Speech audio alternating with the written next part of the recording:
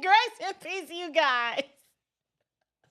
Welcome to the Standard of Truth podcast, where we discuss all things social, cultural, political, and theological from a biblical perspective. Y'all, it's been a minute. Happy Friday, you guys. I have missed you all so much. I am your host, April Chapman, by the way. And thank you so much for joining me on tonight's live stream. It has been a minute. I was out of town. All the way in Phoenix, Arizona at America Fest 2024, which is the annual convention of Turning Point USA. And y'all, I was working, okay? Listen, okay? I'm still not fully recovered from my trip. Y'all, this is a young person's game. I'm just old. I'm too old to be trying to jet set across the country on limited sleep, eating popcorn and chips, and that life is just not for me. So I don't want to complain. It was an amazing trip. I was there in my media capacity, just taking the event in. There was so much to celebrate in light of Trump's historical win. And so the purpose of me going there, I said, I want to get some content, like boots on the ground kind of content. I want to connect with other like-minded Christians, other conservatives, other movers and shakers in independent media, and just kind of get my feet wet. Just trying to, go out there, connect with some people, make some content, and make some contacts. And so I was successful in doing that. However, when I got back, I struggled physically, and I think it's because of just dehydration and being exhausted. And yesterday, y'all, I had the migraine of my life. Y'all, now my head already big, but the migraine was so bad that I could not even lift up my head or turn it right to left. It hurt so bad. And so I really, really struggled. And I know I put out some content yesterday, but that was pre-recorded content. But it took everything in me just to do that. But I am here, and I'm so glad to be here. Like I said, I am your host, April Chapman. And tonight, we're going to dissect, like we normally do.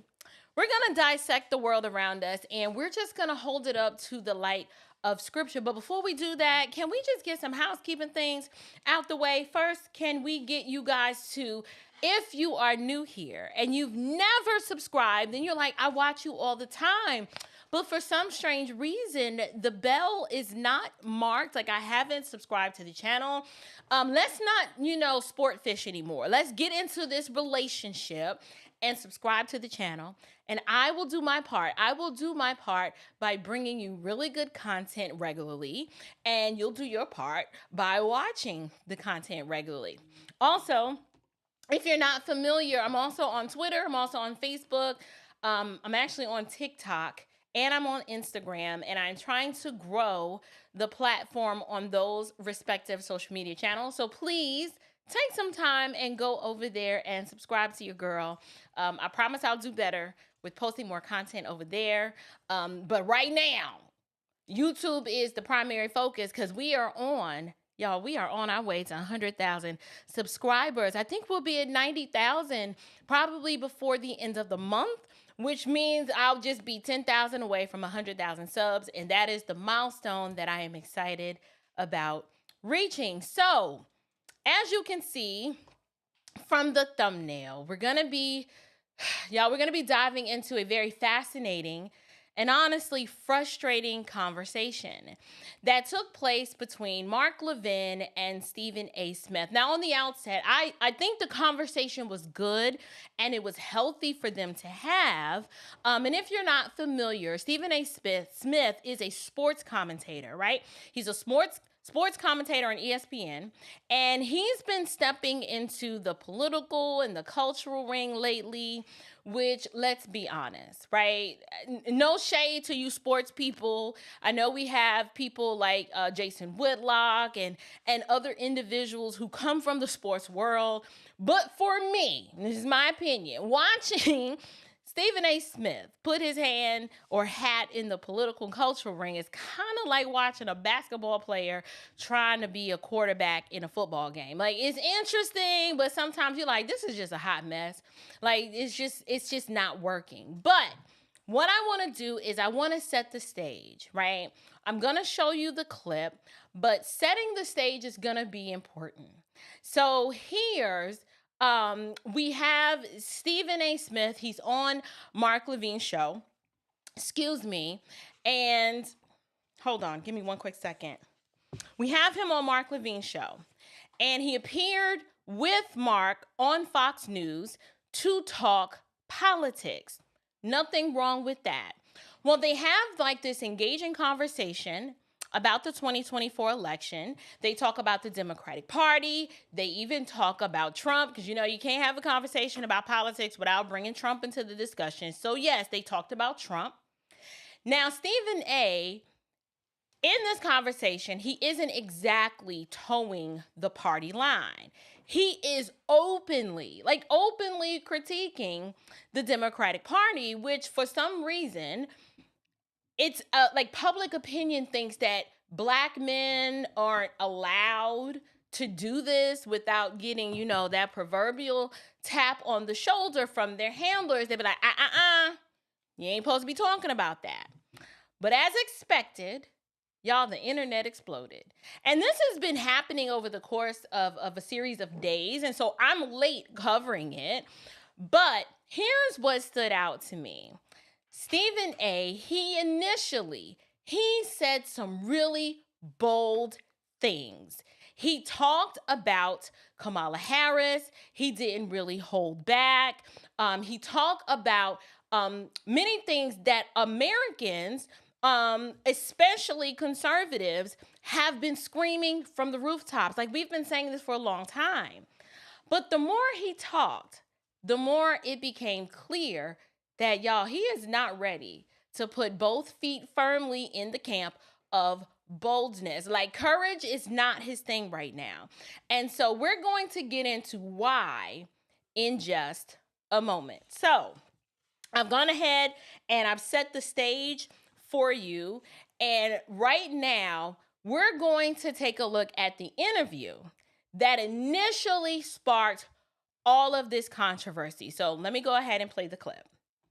Stereotypical that people expect a sports guy, a Black guy on ESPN to toe the line or else. And yet, you know what? Because of you, I watch more and more ESPN, and I don't find that to be the case at all. I find a lot of different opinions and a lot of different guys in a lot of different areas.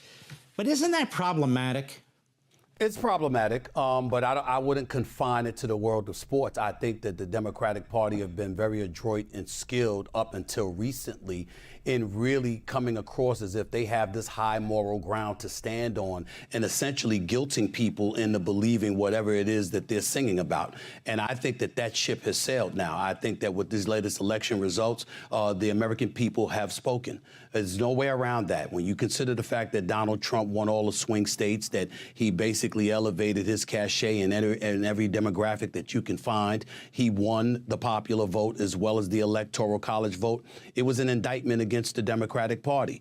They went too far left. They ignored the common sense, middle of the road, sensible voter as far as I'm concerned. I don't believe that most of American citizens are on the fringes, whether it's extreme right or left. I think most of us, whether it's center right or center left, want to be in a position to compromise. We want to see people communicating with one another, getting along with one another and expressing their levels of disagreements. In other words, disagreeing without being disagreeable per se. And we didn't see that. And as a result, when you engage in demagoguery and fear-mongering, and that's your battle cry in order for you to receive votes, the American people said enough of that nonsense. And I'm happy about that. And so the fact that I speak up about that and people attack me, you know me well enough, Mark. Like you said, you and I go back about 20 years now. I could give less than a damn about them attacking me or whatever the case may be. I'm a fair-minded individual. I'm going to call balls and strikes like I see it. And I think that this, just like in 2020, one could argue that folks did not vote for Biden. They voted against Trump. Okay, let me go ahead and stop it right there. And I'm going to let him finish, but I just wanted to stop it right there because Stephen A says, I'll say what needs to be said, and I'm paraphrasing, but I don't really care, what people or how people feel about it. Lies. That ain't true, Stephen. Okay, now we know that sounded good. It sounded good, but the reason why I'm going to push back and say I do not believe that sentiment. Like, at the moment when he's saying it, he probably believes it. But the moment that they send them dogs out, right? The moment that they send them dogs out, Stephen A will start to hem and haw. And then, like you see on my thumbnail, what had happened was he started going into this whole soliloquy of what had happened was. I saw where Mickey left a comment and she said, had Kamala won, Stephen A wouldn't be saying all this. And he wouldn't. He wouldn't. And I get it. A lot of people are kind of stepping back and they're looking at the writing on the wall. They're like, Kamala was a disaster, right? She didn't really have a good chance of winning, but she was a disaster. And so in order to maintain some semblance of either political or cultural relevance, they want to take like this middle of the ground approach so they don't seem like they're going to be, so they don't feel completely ostracized by the left and completely irrelevant because America seems to be shifting more and more right. So they take this approach where they'll hurl, a little bit of criticism toward Cam and the Democrats. But for the most part, a lot of them are doing this for self-preservation. But the first thing I want to do is let's go ahead and break down some of Stephen A's Q points, like his key points that he highlighted out. Let's just start with what he got right. So in the conversation with Mark, he made some really good observations. He noted that, one, he says, the Democrat Party is starting to act like this cult, right? He talks about their inability to just look at this situation and realize that, what, America overwhelmingly is not feeling a lot of these things. He talked about he calls out, the far left, and how he pivots and how their tendencies is to guilt voters into submission. And I was like, okay, we saw that. We saw that with Barack Obama trying to guilt black men, saying you need to vote for her because she's black. And, I can't believe that y'all gonna sit this out. I did a video adjudicating the matter on that. And then for the women, we saw Michelle Obama do a little bit of the same thing. We saw them both attempt to shame and demand that we vote for Kamala because she is a woman, and Barack did it to try to shame men to say you need to vote for her because she's black.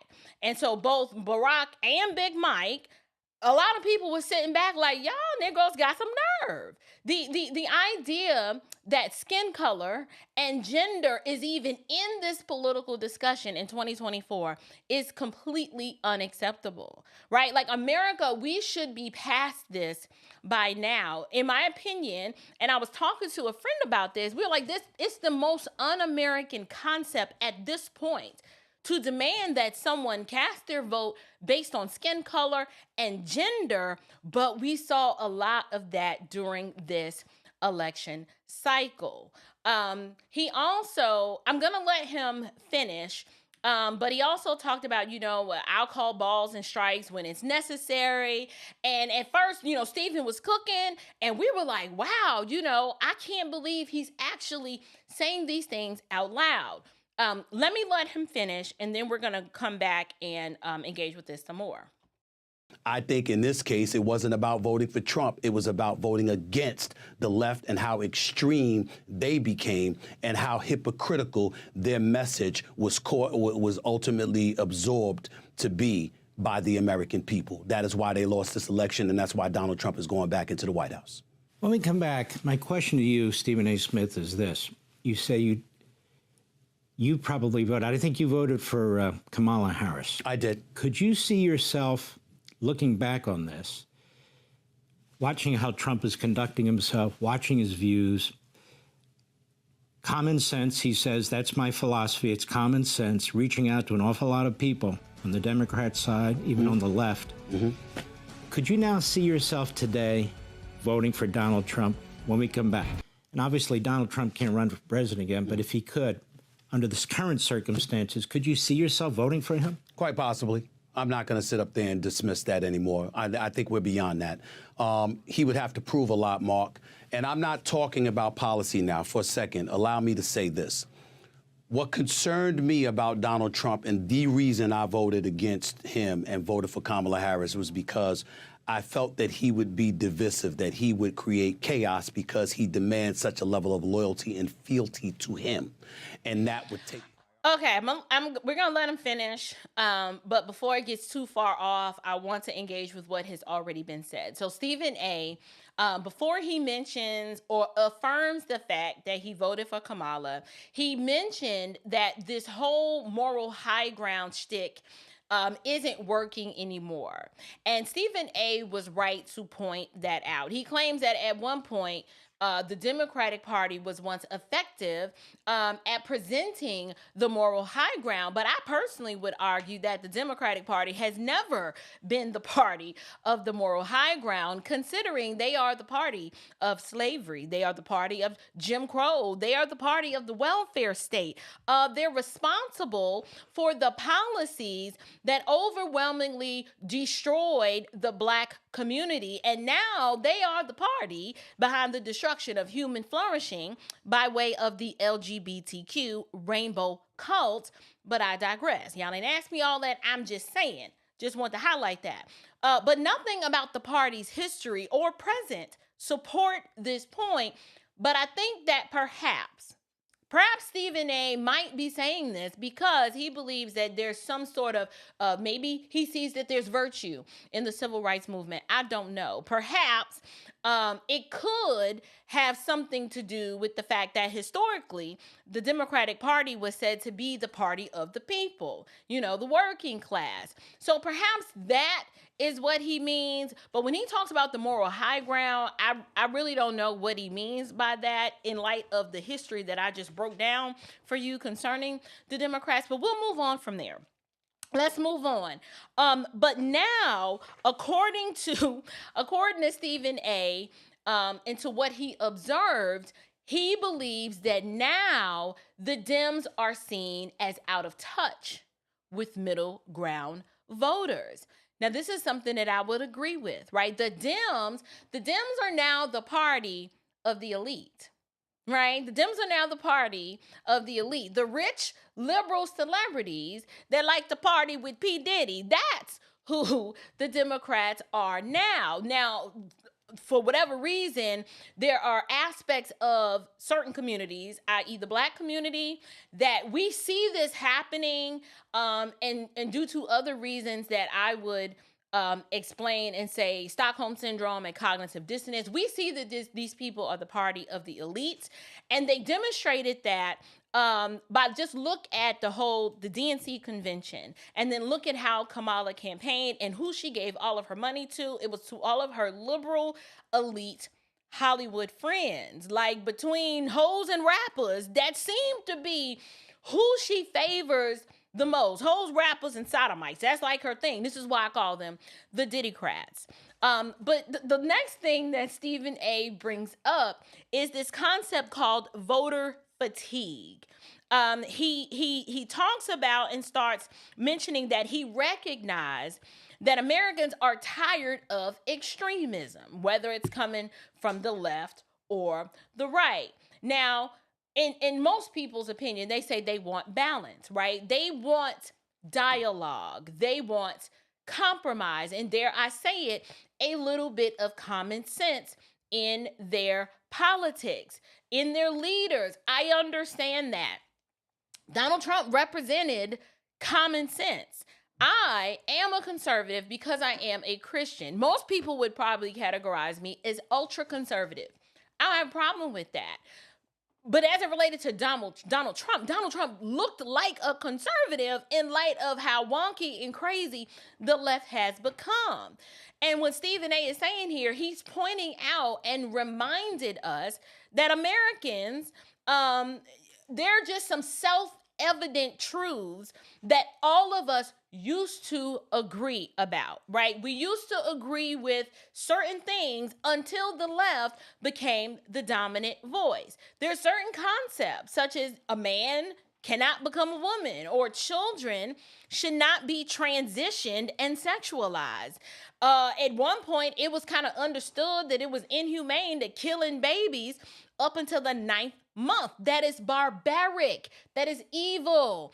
Ideas such as closing and protecting our borders, yes, that is good and wise. Or something simple as being able to afford groceries and buy a home, that should be in reach of the average American. But these and so many other common sense policies, it appealed to the average American, and these are the policies that helped get Trump elected. He was just being normal, not extraordinary, just normal, right? Now it's sad that a normal guy like Trump, and when I say normal, not in the sense that because he got yes, he has a lot of money, but his views on certain things were just normal. It's sad that a guy like Trump is viewed as extraordinary in light of comparing him to the lunatic left. And if we ever saw voter rejection of far left policies, it was in the 2024 election. America spoke up and said, hell to the no, we don't want none of this. We are tired of all these freak nasty policies, right? We're tired of y'all messing with the kids. We are tired of all these darn illegals. We are tired of the crime. We're tired of all of the out of control inflation, and we tired of being broke. Okay, we just like my mom used to say, I'm just T-I-erd. Like she would spell it out. I am T-I-erd. And I get that. But third, Stephen A. highlighted that fear-mongering does not work. And y'all, this one really hit home. Stephen A. said that voters are rejecting the politics of fear, and he is right. He's right. We're not interested in being told who not to vote for. Like me, I'm grown. Like I don't take kindly to other adults telling me how I should think and how I should view the world. I'm an adult. I'm an individual. I'm all about liberty and personal responsibility and freedom. You don't get to tell me like I'm 5 who to or who not to vote for. I want policies, not propaganda. But Stephen, then he goes on to hurl accusations of guilt tactics and fear mongering. And I was glad that he said that. I would absolutely agree. Why? You are not allowed to defect from the left. You're just not. You cannot leave the plantation without severe consequences. He's articulating this because this is not the first time he has made content or said something in criticism of the left, and every time he does it, y'all, they gonna stick them dogs on him. They get them dogs on him, and this is what they do. They gonna pull out. Now this is Stephen A. This ain't Stephen A. This is Stephen. This is a fictional character. This is Stephen from the movie Django. This is a fictional character, but he's an archetype that represents what they do to you when you dare to disagree. Y'all, I love this picture because I don't know. Have y'all ever seen the movie Django? You need to watch it. It's quite entertaining. But anyway, after he starts talking about this voter fatigue and talking about how fear-mongering doesn't work, here is where the wheels start to fall off, okay? Here's where things get a little dicey. I kind of let Stephen talk, and Mark Levin asked him if, he could reflect back and do things a little different if he would Matter of fact, let me just let it play because I'm trying to remember. I don't want to misquote to say. I think the question was asked. Oh, I remember. The question was asked: do you regret voting for Kamala? And he gives his answer and then he explains. So let's let us finish. Let's let him finish. Priority over governing our nation. That was my concern. And so I'm looking for both sides to work across the aisle from one another. Having said that, when you see some of the things that he said, if he follows through on some of the things that he has said, it's not just about eradicating inflation, improving the economy, obviously controlling our borders. These are all things that I care about, make no mistake about that, and I certainly would support him in that regard. But it can't be just about fealty to him and loyalty to him.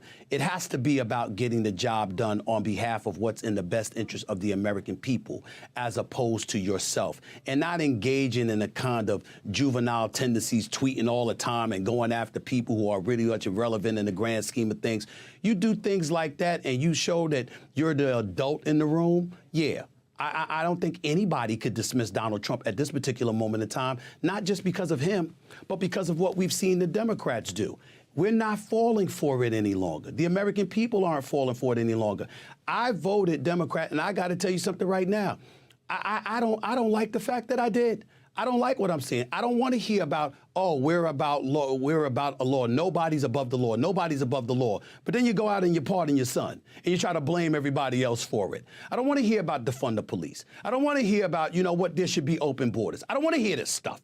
And I don't think most of the American people want to hear that. We're thinking about the state of affairs that's in. We're not about America only, but being about America and prioritizing what's going on in this nation with the desolate and the disenfranchised and everybody else in between, and looking out for the best interest of what it is for America. That is not a crime for an American politician or a commander-in-chief or a senator or a congressional figure to have that mentality. I want them to have that mentality. So I think about things along those lines. And I'm no longer interested in, nor do I believe any of us should be interested in listening to a bunch of fear-mongering to tell us who we shouldn't vote for. Why don't you come up with a plan that tells us why we should vote for you? That's what I'm interested in. And if Donald Trump, J.D. Vance, Byron Donald, Marco Rubio, or the host of other Republican candidates coming down the pike, that's the kind of message that they're going to put forth, I'm down for it. I'm open-minded enough to make sure that I entertain that from a policy perspective. That's what I want for the American people. That's what I want for this nation. All right, so Stephen was talking big. He was talking big and bad, and I was like, okay, I'm feeling you. Y'all know how I like when a man can assert his position and speak his mind and stand on his square and do it with a little, little bravado, a little Laurie's. Ain't nothing wrong with that, right? But like I said, here's where the wheels start to fall off. Things start to get a little Stephen A-ish, right? So Levine asked or raised a pivotal question. Mark asked Stephen A. if he had any regrets as he looks back and reflects on the election. Would he reconsider his political choices? I believe that is the actual verbiage that was used. And so while he acknowledged that, yes, the Democrats are floundering, he does admit that he has regret. He actually says, although I voted for the Democrats, I don't like that I did. I wrote it down when he said that. This is why you guys on the thumbnail, you see where I said what had happened was because right after Stephen says that he does have regrets, not too long after this, on his own show, he has a see what had happened was moment. And we're going to show that clip as well. But he also, what I noticed is he couldn't quite bring himself to fully commit to a stance, right? He admitted that he might be open to supporting Trump or any Republican candidate who prioritizes things like securing the border, lowering inflation, strengthening the economy, things like that. But then, almost in the same breath, he hedges his bets.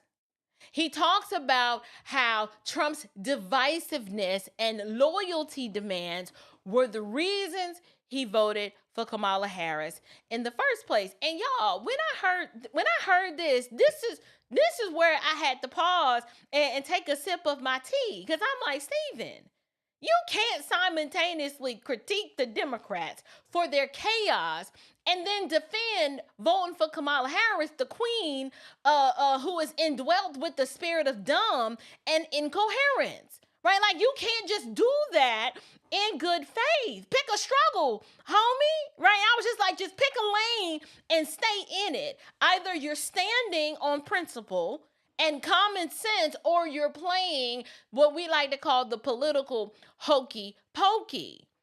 I don't know what else to call it. Y'all, listen, Kamala was so bad.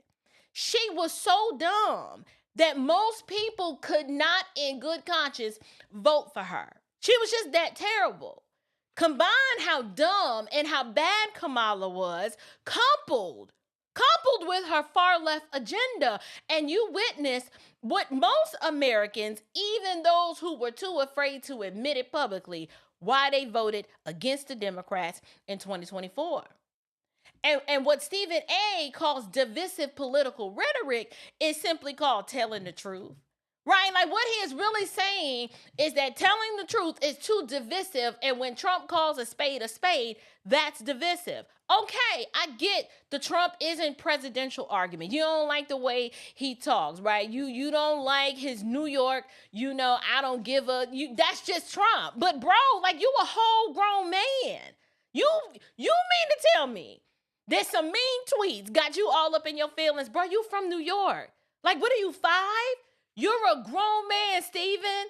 You're a sports commentator. Like, mean words are par for the course in sports.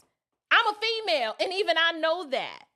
So my question is, why is Stephen A. being emotional here, right? Like, why is he having this dremotional response to how men speak? Like, you're a dude. You're from New York City, and you're a freaking sports commentator where talking trash is par for the course. I'm sorry. Politics is a blood sport. It's not for the faint at heart. Stephen A. should know this. He should know that the way Trump communicates is normal for a New Yorker, and 2, in the brutal game of politics, in order to fight against these freak nasty diddy-crat leftists, you can't come in there talking about sunshine and rainbows and unicorns and lollipops. Like, you can't be like, listen, I love Mike Pence, handsome little white dude, but I'm sorry, he did not have the political vigor that was needed to fight against the left. He's too nice. He too prim, he too polished, he's too proper. That may have worked in 63. But in 2024, I'm sorry, you need the big dog, right? Like, you need that dude that's gonna be like, listen, you need a Tom Homan, right? We need some masculinity. With all these men walking around here with purses and man buns and talking about, they feminine side and wearing pink all the daggone time. No, we needed some masculine, we needed testosterone to the max to course correct. That's all I'm saying. Now, here's the bigger problem. Let's just zoom out for a second. When we hear Stephen A. in one breath critique the Democrats and seem to make a boatload of sense, y'all, didn't he make a lot of sense? We then witness Stephen A. given, and then Stephen A. come taken away. And I want to tell y'all what this is really all about. Stephen A.'s hesitation and his inability to just stand on his square and tell it like a TI isn't just about him. Y'all, this is a reflection of a much larger issue. And I know y'all don't like when I isolate and pick on particular people or people groups. But because I love my people, I have to say this. There is a pervasive fear among Black men, particularly in positions of influence, particularly in media, to step out of the cultural box. They cannot do it. The idea that you can't critique the Democrats without being labeled a sellout or a traitor is ridiculous, but it's real. And it's funny, like I said, that Stephen's name is Stephen because I want to show. I'm gonna pull it up again. I didn't load it. Oh yes, I did. There you go. We gotta talk about this. I want to highlight this fictional figure who actually represents a very real archetype in Black culture, and that's the character Stephen from the movie Django. If you've seen the movie, when you try to function in your freedom like Django did, they send Stephen out to get you. They send Roland Martin out. They send out the Joy Reids, right? And all their other godless goons and emissaries of Satan. They send them out to crack the whip and to remind you what side of the bread your butter is on. Now, if you listen to what Stephen A. said, y'all, he basically agrees with Trump's entire political agenda, except for the sexually perverse stuff. Like, he mentions in his own rant, he's going to talk about that. But what I want to say is you can't play in the sandbox with Disney, who owns ESPN, without bowing the knee to the Rainbow Code. So for someone that claims, like Stephen A. claims, to love his people so much and to be so pro-blackity-black, you would think that Stephen A. would have a problem with the transgendering of our children. Like, why is he with and so many, when he sees the statistics of so many of our Black youth identifying as gay or trans or just free for all, whatever, I don't know. Why is he okay with that? And he doesn't really seem to have much to say about that. There's a reason for that. He says that he is a fiscal conservative, but a social liberal. I call cap because Stephen A. is from New York City. He has talked about his mother and how he believes if his mother was alive, that his mother would be a conservative. All that social liberal stuff, that is, I have to say that to keep my job. I do not believe that that's how he really feels. I could be wrong, but I just don't believe it. He then goes on to say that he's open to voting Republican under certain conditions. Like, he gave a completely emotional, effeminate response for why he was reluctant to vote for Trump. And to me, this is the linchpin that I want to spend a considerable amount of time on. Y'all, this is, when you hear what Stephen A. said, that is a man in his feelings. This is how an emotional female that lacks logic or rationality, that's how they argue. And I'm sorry, men should not think this way. It makes no sense. It makes no sense for you to masterfully articulate all of the things that were good about Trump's policies. Can't think of one thing that Kamala said that she was going to do that would be good for the country, and then cast your vote for her anyway, or at least tell the public that you did. That makes no sense.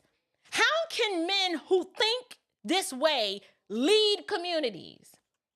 This is what happens when you have generations of men raised by women without strong men to help them in the area of rationality and logic. A man who loves him be like, son, that don't make no sense.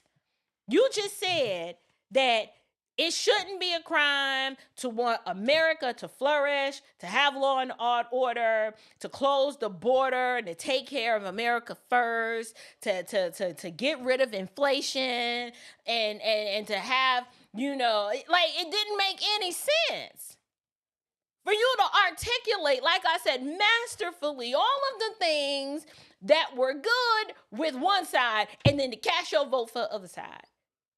This is reflective of a man who is fearful of public backlash from the pro-blackity-black mob and his white liberal overlords who control him. Full stop. That's what this was. Because these are the words spoken by a man who wants so bad to be free from the plantation, but he's gotten so comfortable living in a house with massa that he can't even imagine life on his own. Has no concept of what it would look like over yonder functioning in his freedom, right? Born up with master, it provides all sorts of perks, right? You get to sleep in the big house. You get to eat better food. They don't give you the scraps. You actually get an actual meal. You get to live right in the shadow, under the applause and the approval of master, just as long as you affirm him and his ideology, no matter how wicked or evil or perverse he is being toward you or your people, you will sell out. Like the people who are calling you sellouts for disagreeing with them, you're actually the sellout because you won't stand up to them and be brave.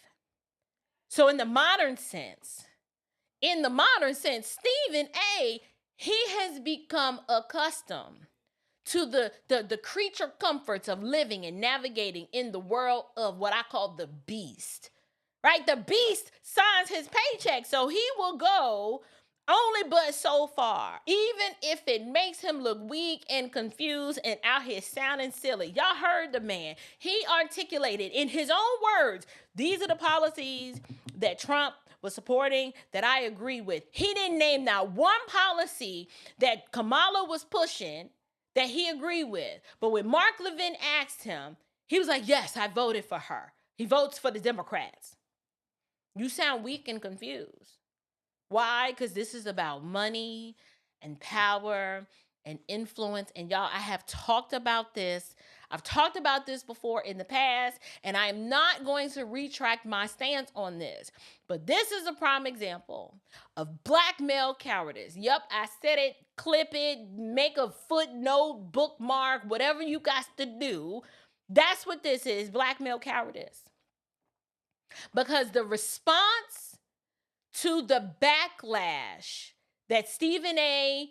is going to give is a textbook case of what not to do. And look, I'm not throwing this word cowardice around lightly, but when I see someone with a platform the size of Stephen A. starts walking back the truth because of fear, we've got to talk about it. Y'all, I'm a YouTuber, right? So this is my side of the YouTube streets. But those of us who are content creators, who knows the way this game works, I looked at Stephen A.'s channel.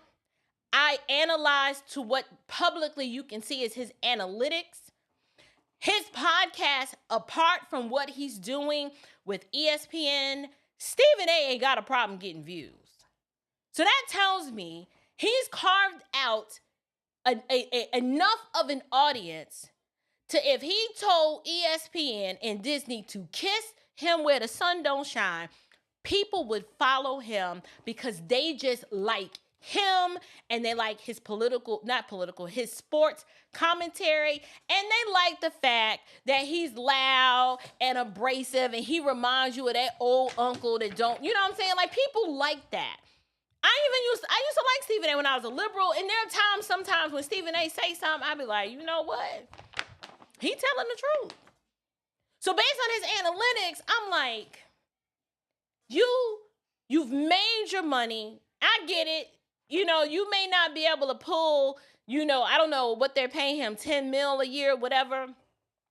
But for your self-respect and the ability to be free and function in your freedom and to say what you want to say and to just be free of the oppression, you could easily walk out on your own and be like, deuces, I'm done. I don't need you. And your people and your tribe will follow you, and people who are tired of all the woke stuff and that just want good sports commentary, they'll follow you. But he can't do that. I'm going to demonstrate to you exactly what I mean by allowing I'm going to let Stephen A. in his own words. He's going to try to clarify what he actually meant when he was on doing the interview with Mark Levin. Y'all listen to Stephen A.'s what had happened was moment. Let's go ahead and roll the clip. Specifically my conversation on Fox News this weekend with the one and only Mark Levin. They call him the Great One, conservative radio host throughout the country. Plus you can catch him on Patriot Radio, on Sirius XM, Channel 125. He's been a phenomenal host there for years.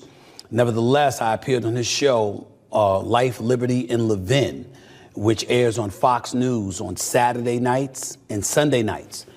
And while I was there, I gave my thoughts on the 2024 election and expressed some regret about what has transpired with the Democrats and Vice President Kamala Harris. And I've said this on many, many occasions. I don't like what I'm seeing from the Democratic Party. I said it on Life, Liberty, and Levin to Mark Levin himself. I've said it to this audience on various occasions. I'm saying it again now. Nobody's backing up from it. Nevertheless, I have to tell you that, and I don't blame Mark Levin for this, but did you see the headline on Fox News? Did you see it? Did you see it? In case you didn't see it, put it up there for us, folks. Let them see it right there. Look at that headline right there. Stephen A. Smith regrets backing Vice President Harris, open to voting GOP, not interested in the fear-mongering. Before I go to the actual clip of what I literally said, so I can show you all myself, let me state for the record, I throw no fault in the direction of Mark Levin for the headlines. As a reporter, as a commentator and pundit throughout the years, there have been many, many times where I have said something and having no responsibility for the headlines whatsoever. The headlines didn't completely accurately portray what I had said. So if I've gone through that, I'm certainly not going to blame Mark. I know I'm black and slow. I know this. I know sometimes it takes me a minute to catch up. But did y'all see that headline? Like, he actually read the headline. Y'all tell me what part of that headline misrepresented what he said on Mark Levin's show. Let's, child, listen. Hold on. Let's go back. Oh, I fast forwarded too much. Hold on. And I don't blame Mark Levin. I'm trying to find it. There you go. Smith regrets backing Vice President Harris, open to voting GOP, not interested in the fear-mongering. Now, y'all, this is just a summary of what he actually said. I mean, I wrote down, where was it? I literally wrote down, he said he didn't like the fact that he voted for Democrats. If you say that you voted for Kamala, he didn't say Kamala, he said I voted Democrat, and I don't like that I did. How is that not a summation of you regret backing VP Harris? Then when he says open to voting GOP, I got it right here in my own notes. He said, let me find it.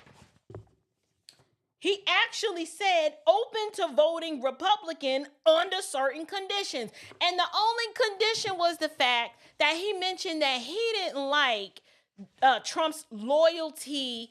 He mentioned something about how you got to be loyal to Trump. And I'm like, listen, I've never seen Donald Trump appeal to the American public. They say, if you ain't loyal to me and if you don't bow down to me and do what I say, then off with your head. No. In terms of people who work for him and are in his cabinet, like, do you want someone that's disloyal to you? Like, if you have a vision, I don't know, maybe in my family, maybe this is how, in this house, right? If there is a family vision and there's a member of the family that's just not on board with the vision, that person is going to be a problem because they're going to impede progress of the vision. He's being disingenuous when he says, you know, Trump demands loyalty. Well, I think every political figure that represents a broader vision wants the loyalty and the support of those who say they support him. But to me, that was a real silly argument to say that I didn't vote for him because he demands loyalty. Like, once again, Stephen A., you sound real effeminate with that.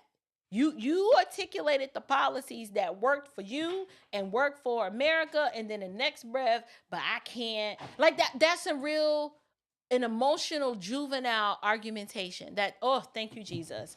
Y'all, he came through in the clutch for your girl. Yes, I know it's the middle of winter. Okay. And yes, I got the window open in my bedroom and it's probably freezing in there. It's because it's cold. He closed it. It was hot. Y'all can't do 75 degrees. I just can't. It's too hot. But anyway, I just wanted to play this back because I know, like I said, I know I'm black and slow, but I'm not this slow. This headline is not a misrepresentation. It is a summation of what he said. And then in the next breath, he's like, I'm not going to blame Mark Levin for the headline. I mean, this is a summation of your words, Stephen A. Like what you talking about, homie? Anyway, let's let him finish. Before I go to the actual clip of what I literally said, so I can show you all myself, let me state for the record, I throw no fault in the direction of Mark Levin for the headlines.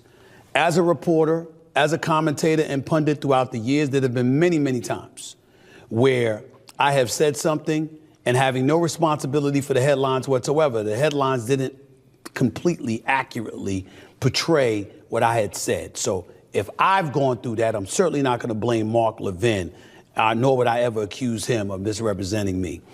Just like I've been friends with Sean Hannity for over 20 years, that also applies to Mark Levin, who I've also known now pretty much 20 plus years. So he is a friend. He is somebody that I communicate with often.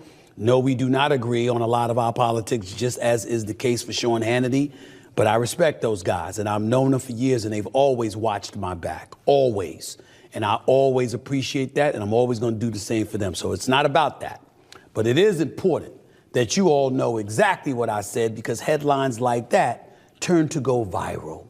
So without further ado, this is just a small clip of Mark Levin asking me the question that he asked, and I want you to listen to my answer. Y'all, he's about to play an abbreviated version of the clip. I'm telling y'all, this is his what had happened was moment. Instead of him playing everything that he says, he plays a portion of it, and I'm gonna let it play because I've already shown y'all the full breadth and scope of what he said on Mark Levin. Now he's gonna play a portion of it, so as if to shift the tide in his favor, as if he ain't really say what he had said. That's why I can't respect you, Stephen A. I love you. Like, you funny. Like, you like that around the way dude from Queens. I get it. But you weak pimping. I can't do it. Let him finish. Sir, here it is. Stephen A. Smith, so could you see yourself seeing what you see now? And obviously Donald Trump can't run for president again, but if he could, under the current circumstances, could you see yourself voting for him? Quite possibly. I'm not going to sit up there and dismiss that anymore. I think we're beyond that. He would have to prove a lot, Mark. And I'm not talking about policy now. For a second, allow me to say this. So by his own words, he literally just said he would have to prove some things, and not even policy-wise. So I'm like, well, show what else? I don't understand where we get this idea that these darn politicians need to be our best friend and make us feel good. Like, you are not in a relationship with this dude. If your issues with him are not the policies, what more else do you need? Are you in love with all of your coworkers? No. They get the job done after work. Y'all ain't having drinks. Y'all not going to happy hour together. You're not inviting them to the family reunion. They work with you. That's the extent of the relationship. You appreciate the team effort that they put in at the office, but that is where it stops. I do not understand for the life of me why a whole grown man could say it's not even the policies. So now you're going to give some an emotional reason why? Like, that's so gay. Like, I'm sorry. I know that probably was offensive, but when have y'all ever known me to care? That I seen a comment. Somebody said, and I put it up on the screen, that he was raised by his sisters, so that's why he's got female tendencies. Douglas, you do not have to say no disrespect to the ladies. You do not have to do that over here on the Standard of Truth podcast. If he's been raised in what I call matriarchal squalor, then that explains a lot. If he got female tendencies, that's not disrespect. That is an acknowledgement that men and women are different.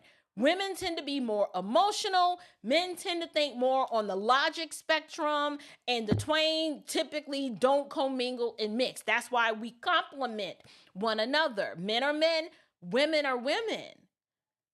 I mean, but this dude is almost 60 years old thinking like this. Like, this is the mindset of a whole grown man that's amassed an incredible amount of wealth by doing nothing but talking trash on TV about sports. And you can't even surmise to come up with a better, more credible argument with, you know what, forget it. I don't like Trump, but I like Trump's policies because they're good for America, and dagnammit, I voted for him and I dare you to do something about it. Like, I seen somebody else in the comment was like, well, how much money do you need? Now, I'm not pocket watching, right? Because I don't like people, trying to count my coins, but he's done well for himself. If I would respect if he's like, you know what, it's only but so much treasure I could store up here on earth, just so that I can function in my freedom and not be beholden and have this yoke of bondage around my neck to where every time I say something, somebody gonna have a problem with it. I'm gonna go and start my own. Like, you've been doing this long enough. You should have been the first Black American to have your own sports network. Go independent. Right? Have your own network with your own commentators, and y'all talk all the trash you want about all these athletes and how crazy they act and how trash they play or how wonderful they are. Like, I don't know. I'm not into sports like that, and I don't even know how feasible something like that is. But shoot, you could have tried. I mean, if what's his name? Bob Johnson, who did what does he do? Ebony, Essence, one of them two. It starts with the vision. You got to start somewhere. He could have started it, and I know he doesn't have any children to kind of pass it on to, but Stephen A., like, really? Anyway, let me just catch you up. If you guys missed the first part of this commentary, let me kind of catch you up real quick. Stephen A. Smith, he went on Life, Liberty, and Levine, and he dropped some truth bombs about the Democratic Party, right? He critiqued he critiqued their far left policies. He acknowledged, voter fatigue, and he even admitted that under the right conditions, he might consider voting Republican. That's what he said. I'm not saying that. He said that. I was like, okay, that's pretty bold, right? But then, y'all, the backlash hit. And when I say backlash, I'm talking about the kind that makes people start sweating under the collar. They they start itching, and they start going like this. And y'all, they sent Steven from Django after him, y'all. And then suddenly, as expected, Stephen A goes into damage control mode. And he releases this long-winded monologue basically blaming headlines for misrepresenting him, and he starts doubling down on his independent status. So I didn't let him finish. Let me let him finish. What concerned me about Donald Trump, and the reason I voted against him and voted for Kamala Harris, was because I felt that he would be divisive, that he would create chaos because he demands such a level of loyalty and fealty to him. There's already chaos in the country. Have you seen the freaking border, dude? There's chaos in every municipality because of crime. There's chaos because families are feeling insecure and they have financial instability. So crime is up, folks stealing and robbing. And listen, the country is already in chaos. We don't even know who's running the freaking country right now. We don't even know. Y'all seen Kamala? Y'all heard from Joe Biden? Who's in charge? These people, they never come out to talk to the media. One, she can't, and two, neither can he. And he talking about, I just felt like he was too divisive. No, the people that's trying to force all this sexual perversion on us, those are the divisive ones. The ones that say, you're going to send your child to public school. Well, we're going to teach them on how to do all kinds of inappropriate things in school, and we dare you to speak up at a school board about it. That's pretty divisive. Forcing onto other people's children your freak nasty agenda. That's not divisive. He's not divisive. He just says what needs to be said because he ain't no punk. He's never scared. So he just says it, and then it's like, okay, well, we can talk about it. Donald Trump will sit down and discuss it with anybody. Now, what he ain't going to do is sit there and let you disrespect him, but he'll talk to you. He's like, let's come to the table. Listen, he is king of let's make a deal. But yes, if you work for him, he wants your loyalty. I don't know about you, but if you got employees that work for you, don't you want them loyal to you? Or would you prefer they be out here talking to your competitor, giving your trade secrets out? You want them to be loyal to you. That doesn't even make sense. You want the people in your corner that have your best interests at heart and want to see you win. You sound like a dramotional woman, dude. And that would take priority over governing our nation. That was my concern. And so I'm looking for both sides to work across the aisle from one another. Having said that, when you see some of the things that he said, if he follows through on some of the things that he has said, it's not just about eradicating inflation, improving the economy, obviously controlling our borders. These are all things that I care about. Make no mistake about that. And I certainly would support him in that regard.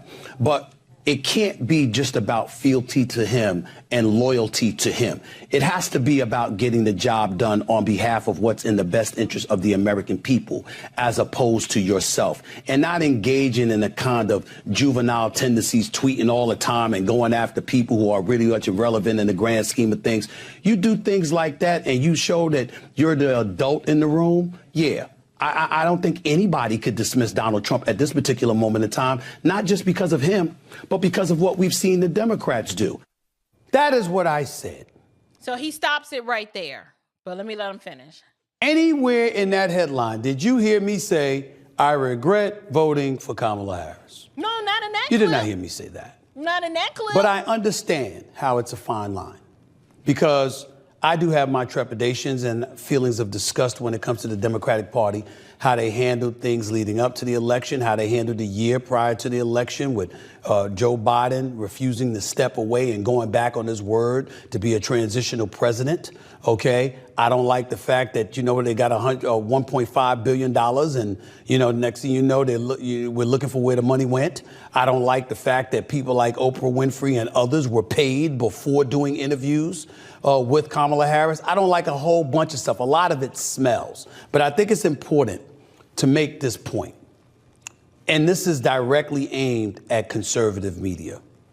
It may be because they've been vilified for years and they've found themselves to be at a distinct disadvantage when it comes to the leftists on the media side. I get that part. But it doesn't negate the fact that when it comes to conservative media, they won't hesitate to misrepresent your words. Negro, please. Ain't nobody misrepresented your words. Where did that happen? Where did that happen? Y'all, he has to castigate the right, because if he just remotely looks like that the other side is making a little bit too much sense, and I'm itching to be over there, but I got too much of a slave mindset, and I can't function in my freedom because I'm scared of I'm scared of Stephen. I'm scared. I can't do it. He's literally trying to assert that the conservative media misrepresented him. I'm like, didn't we just, I played the whole thing. I didn't just stop right there. I played the whole thing. That is not what happened, Stephen A. This is your see what had happened was. That's what this is. And I get it. But no. Yes, I put Stephen over me. I'm sorry, y'all. Let him finish. A bit. For a better pro-Trump, anti-Democrat headline. Because indeed they like having prominent, influential voices come over to their way of thinking. To some of them. Stephen A. Honey, we don't need your prominent, influential voice. We don't. Now, we'll welcome it, but we don't need it. You know why? We don't have time for cowardice. This fight and what we're up against, these evil people, it is way too much at stake for us to have somebody over here who's going to hem and haw the moment they call out Roland Martin and Joy Reid and what's the other little ratchetang chick, the little light-skinned Hispanic chick from The View, Sunny Hostin. No, you couldn't even go on The View and handle them broads because you weak like puppy pee. No. We don't need you over here. We need men with testicular fortitude. We're not accepting applications for chestless men. We need some men who know it's too much at stake. And so that line was, that sometimes, they would love to add, influential, powerful voice like myself. No, we don't. Now, we will welcome you with open arms. And there's always grace for you, especially if you're able to admit that listen. There's so many of us over here who voted for Obama twice, and we had to take the L. We had to eat it. We was like, ooh, I just didn't know no better.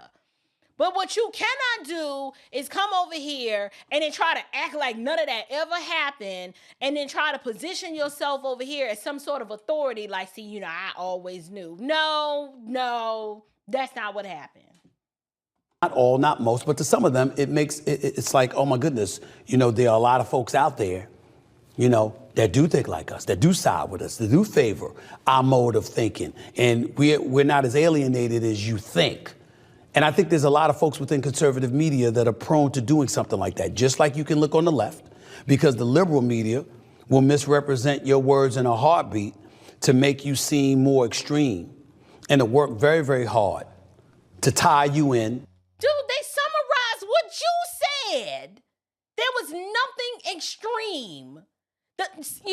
The fact that he just disagreed with the left and said, voting Kamala was not a smart move is viewed as extreme. Notice how he castigates it and categorizes the vote for Kamala as extreme. When we sitting over here trying to figure out, you voting for Kamala was extreme. And it didn't even make any sense in light of your own words. You're the one that articulated the policies over on the right that you agree with, which was basically a whole summation of Trump's political platform. You named not one policy for why you were voting for Kamala other than you ain't got a choice but to publicly say that because you're scared.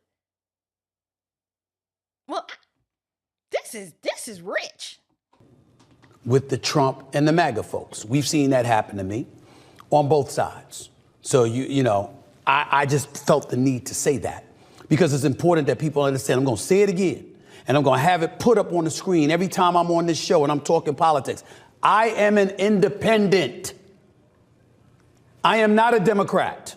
So I ain't apologizing for anything anti-Dem that I may say. Nor am I a Republican. And I'm certainly not apologizing for that. I have things that I am conservative about, and I have things I am liberal about. I am a staunch conservative when it comes to my money. I'm a fiscal conservative. You damn right. I ain't apologizing to nobody. My man Brandon's in the studio. You got a problem with that, B? I don't have a problem. You got a problem with that? Betty, you got a problem with that? Yeah, you better not have a problem with it. I am a fiscal conservative. I can't stand these damn high taxes in New York, New Jersey, and California. Okay? So trust you me, anytime I can get away with moving to another place and not having to pay them damn taxes, I'm not going to hesitate. Let's get that out the way. But I'm very liberal when it comes to living and let living. It doesn't matter whether I approve or disapprove, whether I like or don't like. I believe in living and let living. There go that slippery slope. I'm going to let him finish. Oh, I can't wait to cook. Oh, I'm about to stir it up real good for y'all. Hold on, let me let him finish. That's how I roll. Gay rights, abortion rights, whatever the case may be, live your life. Live your life. You understand? You want to be transgender, go ahead and be transgender. You're a gay individual, go ahead, live your life. Now, when you try to say you're a guy and that you're transitioning into being a lady and you want to compete against women, now we got a problem. Because I think that puts women at a distinct disadvantage. That's how I feel about it. That's me looking out for women. That's not me going up against somebody that's transgender. But I digress. I want to get back to my bigger point. And my bigger point is, once again, I wanted to make sure that everybody knew that the headline didn't accurately depict what I had said to Mark Levin. Y'all, now he out here basically blaming headlines, misrepresenting him, and doubling down on his independent status. Now, y'all, am I surprised? No, not really. Disappointed? I don't know. Not really, no. I'm going to tell you why. Backtracking, like this kind of backtracking, is what happens when fear of man takes over. And unfortunately, Stephen A. isn't the only one doing it. But this is par for the course. This is what happens. So let's go ahead and break down his response. We're going to go ahead and dissect Stephen A.'s response because, y'all, this was a masterclass in what I like to call verbal gymnastics, right? Like, this is a textbook case of what happens when they send the pro-blackity-black goons after you, right? Like, when they sick them dogs on you, like I told you, it's the only way to respond when you live in, like, this perpetual fear and approval of others. This is what happens. So the first things first, you got Stephen A. He's blaming the headlines. They misrepresented me, and they took my words, you know, because they want somebody influential to be on their side. Like, Negro, please, okay? But whatever, right? He blames the headlines. Then Stephen A. goes on to, after he blames the headlines, he sits here and he starts blaming Fox News, right? He spends a good amount of chunk of his time blaming Fox News for the headline that he claims said that he regretted voting for Kamala Harris and is open to voting for the GOP. Now, did the headline simplify his comments? Yes, it did. But let's not act like it wasn't rooted in what he actually said. Y'all heard the clip. I played it multiple times. Headlines are designed and are supposed to summarize, not write a whole dissertation. That's why it's called the headline. Like, they took the two main points of what he said: regret of voting Democrat, open to voting for a GOP, a member of the GOP. But this is the part that I love, because lefticals who aren't really lefticals, right? But they really are, because they always vote Democrat. This is the part that was really funny to me. I call people on the left, I call them lefticals, right? This is when they start acting like this when they fear like I'm not going to get invited to the cookout, right? They're not going to invite me to the cookout. I'm not going to be able to sit at the cool kids table. And this is really problematic for me. And so I have to say these things. They start using what I call the I'm an independent shield, right? It's like a force field. Like you say, I'm an independent. It's like, psh, right? Like it protects you and insulates you from criticism. Stephen A. keeps reminding us that he's an independent. It's like him saying, please don't cancel me. I'm not on anyone's team. Lies. Here's the thing. Independence isn't a virtue if it's just a mask for fear.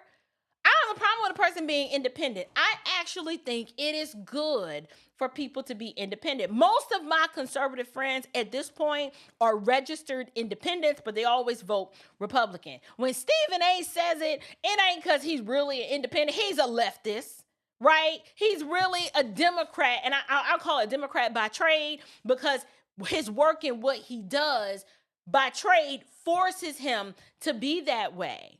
But it isn't a virtue if it's just a mask for fear. Why? Neutrality in the face of truth is complicity. You ain't no darn independent if all you ever do is side with Democrats. Right? You can play the I'm a fiscal conservative and a social liberal all day long. You can play that. But no one buys that. You are a darn Democrat, Stephen. And it's okay. Right? Now, if I don't want to be a Democrat anymore, you should just be, I should be able to just say, I don't want to be a Democrat anymore. Just own up to it and be that. But he can't do that. He will always go down and say, I'm an independent. Even if the left goes so far left that he's the last person on earth, he gonna still hold and cling to being independent. But he then goes on to what I call attempting to backtrack with style. Right? This is where they add a little zhuzh to it, right? He got to backtrack with some style. He tries to soften his critique of the Democrats by saying things like, I don't like what I'm seeing. I don't like what I'm seeing. But then he goes, but I don't regret my vote. But that ain't what you said to Mark. That's not what you had said, Stephen. You trying to soften the critique of the Democrats by saying there's some things happening over there and I don't like it, but I don't regret my vote. Negro, please. If you were proud that you voted for Kamala, my thing is, I can't trust nothing that you say. Own up to it and just admit that broad is as dumb as a box of rocks and you feel like a bigger box of rocks for voting for her even when you knew that she was dumb as a box of rocks. Just say it. Many of us who voted for Obama twice regretted voting for him. We had to eat that. Why can't you just eat that you regret voting for Cam? Just admit it. He even throws in some conservative talking points that kind of balance it out. This is why I said you got a backtracking style. He throws in some conservative talking points that kind of balance it all out.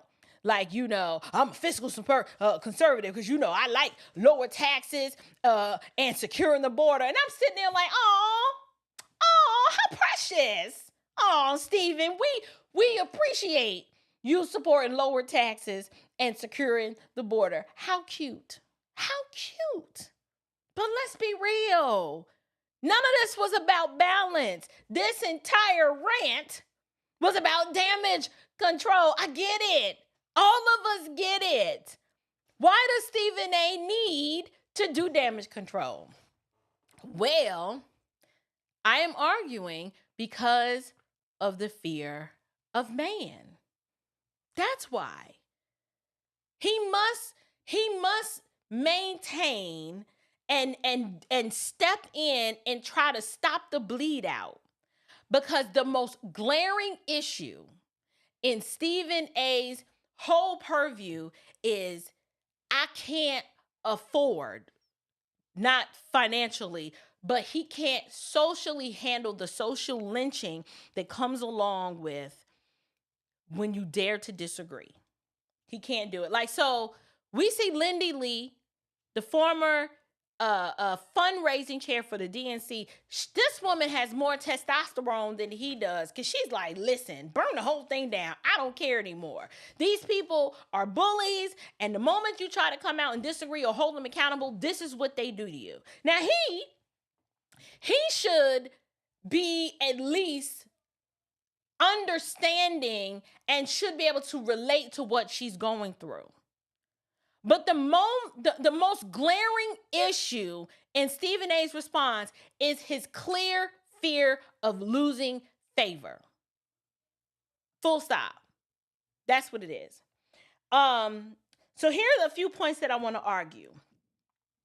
He's with the liberal media. So whether it's losing fear with the liberal media or losing the perks that come along with being Stephen A on ESPN, he is unwilling. He's unwilling to bite and just grin and bear it, because he can't do it. He cannot do it.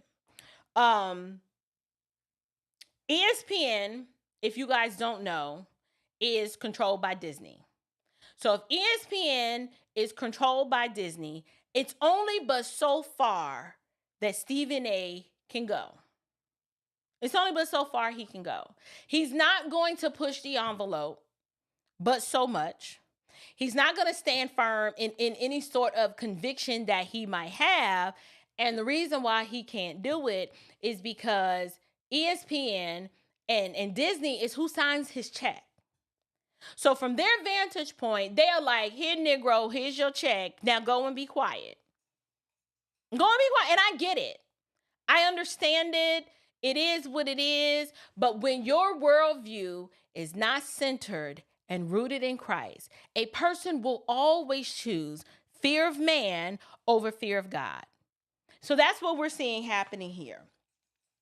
Nobody wants to pay the price, right? Stephen A has claimed in the past to be a Christian. I'll never forget when him and Jason Whitlock had that beef, and he said that he had to talk to his pastor and tell his pastor that he was about to go off and use some expletives. And I was like, okay, who's your pastor? And then when he mentioned who his pastor was, he said his pastor was A.R. Bernard. And I was like, oh, okay, well, that kind of explains a lot. There's a whole lot of baggage that comes along with that, but I digress. Not going to go and get into a discussion about that. But men like Stephen A and many professed so-called Christians, they're in the same boat. They're in the same boat. Like, how can you tell that a person's faith is not a living faith and it's more of a hobby? Is when they are willing to go against their own personal convictions. They're willing to deny the very faith that they claim to profess rather than standing firm in the truth. That is how it happens. Listen, I get it. I get it. I am not sitting here as someone who's like, every single time, without fail, I'm going to always stand 10 toes down. No, listen, if the Apostle Peter struggled in this area, not once, not twice, not 3 times, not even 3 times. There were a couple of times when Peter was acting one way in the book of Galatians, when the Apostle Paul is confronting him, Peter's acting one way with the Jews, then he's acting another way with the Gentiles. And Paul was like, listen, you know you're wrong for this. You know you're being a hypocrite, dude. Like, stop it. It's the same thing. What I've noticed that our people, when I say our, my kinsmen according to the flesh, blacks, we struggle with this a lot. Now, yes, this is an American problem by and large, but why is it that our people we claim to be such a faith-based people, that we're the ones who, by and large, on a Sunday, we will spend 2 hours in church on Sunday, and those are the only 2 hours out of the week where we claim the name of Christ and will cling to some sort of biblical conviction, right? Like we'll go to church on Sunday, but we'll live our lives as complete liberals for the rest of the week. Nothing but a bunch of CNOs, Christians in name only. Why is that the case for us? Why is it that, and I'm not just picking on Black people, because like I said, this is an American problem. But we will say that we love Jesus.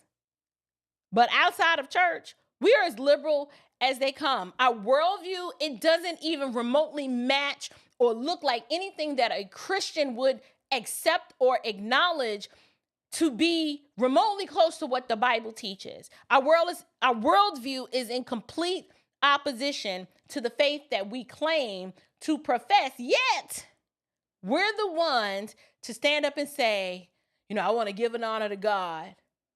Y'all finish the sentence. Who's the head of my life?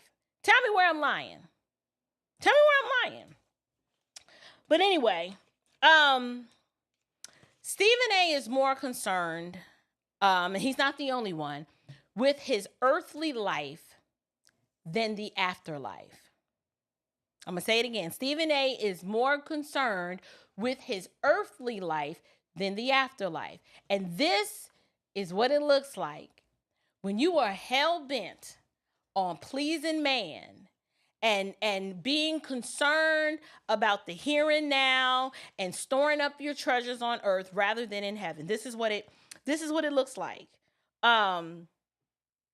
Disney is doing a very good job, right, of training Stephen to store up treasure right here on earth, allowing him to experience all of the perks and the joys of being connected to that lifestyle, making sure Disney takes care of him right now on earth.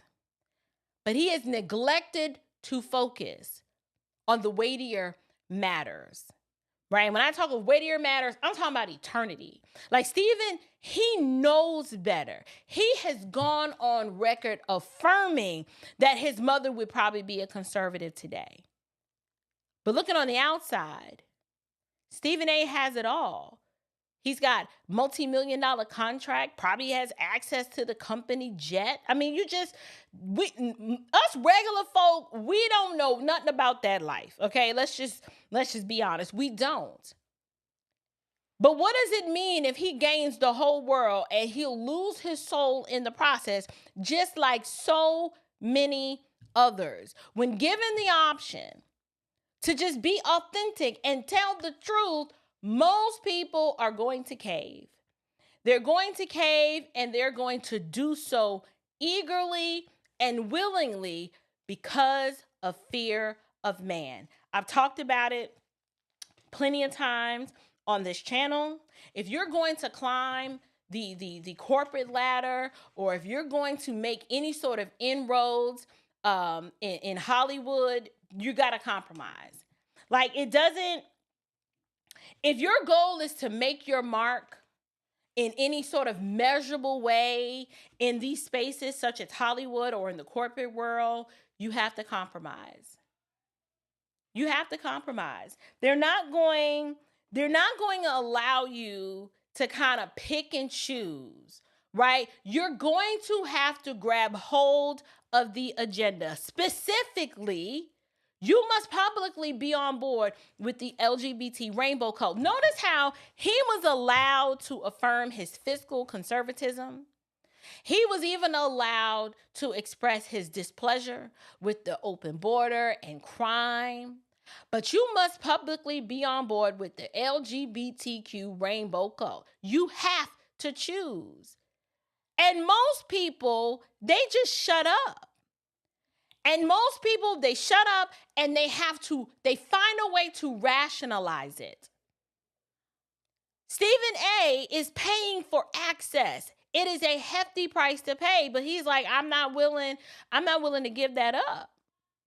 He won't have access, like I said, to the company jet. He won't have access to all of the perks that come along with being associated with ESPN. He likes being that guy, and unless one is willing to walk away from being that guy, he's going to continue to sell his soul for the almighty dollar. All of that money, yes, it defines a person. For most of us, it would define us too. And to play on that team, you have to be socially liberal. Like I said, you got to be on board with the LGBTQ agenda, the rainbow code. Now, somebody that I want to highlight, I was talking to a friend of mine, and he brought this up, and he was making a very valid point, and it's actually more of an indictment against Christians. Muhammad Ali was willing to go to jail, and ready to die for his convictions. We don't have men like that anymore. America stripped Ali of his belt. They took his license to fight. He couldn't earn a living anymore. He lost his house. He lost cars. He lost it all with no hope on the horizon on how he was going to get it all back. And y'all, he did all of that because of his loyalty to a false God. Loyalty to a false God. Loyalty to a false religious system. Ali was a Muslim. He was not a Christian. America violated that man's constitutional right of freedom of religion, and he stood firm. And he managed to gain it all back when he eventually had the opportunity to fight, I believe it was George Foreman, and he won it all back and then some. But the question is, what's wrong with us? As Christians, we are unwilling. Like, you have people out here will stand 10 toes down for a cult or a false religious system. And those of us who have the truth, who know God's word to be the objective standard and the authority of all things for faith and life and practice, and we claim we believe it, but we can't stand firm. So, in closing, I'm about to wrap it up because this has been way too long. Oh, goodness, this is an hour and 30. Okay. All right, this is what we're going to do. We're going to wrap this up. I want to take a moment to see what the Word of God has to say about all of this. Scripture has a lot to say about fear and boldness. And so I have Proverbs 29, verse 25, which reads, "The fear of man lays a snare, but whoever trusts in the Lord is safe." Y'all, Stephen A. is caught up in a snare. He's caught up in the snare of public opinion, right? Caught up in the snare of public opinion, and he is unable to wrestle his way out because he doesn't have the tools. He doesn't have the tools, such as the Word of God, in order to gain the strength that he needs and the courage that's required for him to just stand firm. So instead of standing firm on his convictions, if he even has any, he is hedging his bets and trying to figure out a way to keep everybody happy. And y'all, that never works. The left is never appeased. No matter how you try to please one side or the other side and try to play it fast and loose down the middle, they require complete obedience. You will not win trying to play their game. It's either all or nothing with Satan. There's no nuance. There's no neutrality. He wants your soul, period. And he doesn't play fair. Revelation 21:8. I have another verse. Did you guys know that cowardice is listed among or alongside, I would say, murder and idolatry in the list of sins that lead to the second death? Let me read to you what it says. "But as for the cowardly, the faithless, the detestable, as for murderers, the sexually immoral, sorcerers, idolaters, and all liars, their portion will be in the lake that burns with fire and sulfur, which is the second death." Y'all, this is how seriously God takes it. Being a coward is not a personality flaw. It is a spiritual issue. Cowardice is listed among the things that when you read in Revelation 21:8, it is listed among these sins that and this admonition here is serving as a warning for, listen, if you continue in these and reject God, being a coward is listed among them. One more verse. We have Matthew 10:28. It says, "And do not fear those who kill the body, but cannot kill the soul. Rather, fear him who can destroy both soul and body in hell." Stephen A., like so many others, is concerned about offending and pleasing people more than they are concerned about their immortal soul and pleasing the God who created them. And that's a very dangerous place to be. And so I would just encourage all of us to take heed lest we fall, recognize that none of us are immune to fear or cowardice. It happens, but you have to submit this to the lordship of Jesus and pray for boldness and ask for courage, and then get around other believers. Y'all, courage is contagious. Like, one person is bold and they begin to speak out, and then the next thing you know, you're like, you inspired me or you encouraged me and it edified me to see you do this, and so now I want to go and do likewise. And it just catches on. It's like contagious. And so while my criticism for Stephen A., it's a little sharp. And I do it because I am very concerned when I see male cowardice on display like this.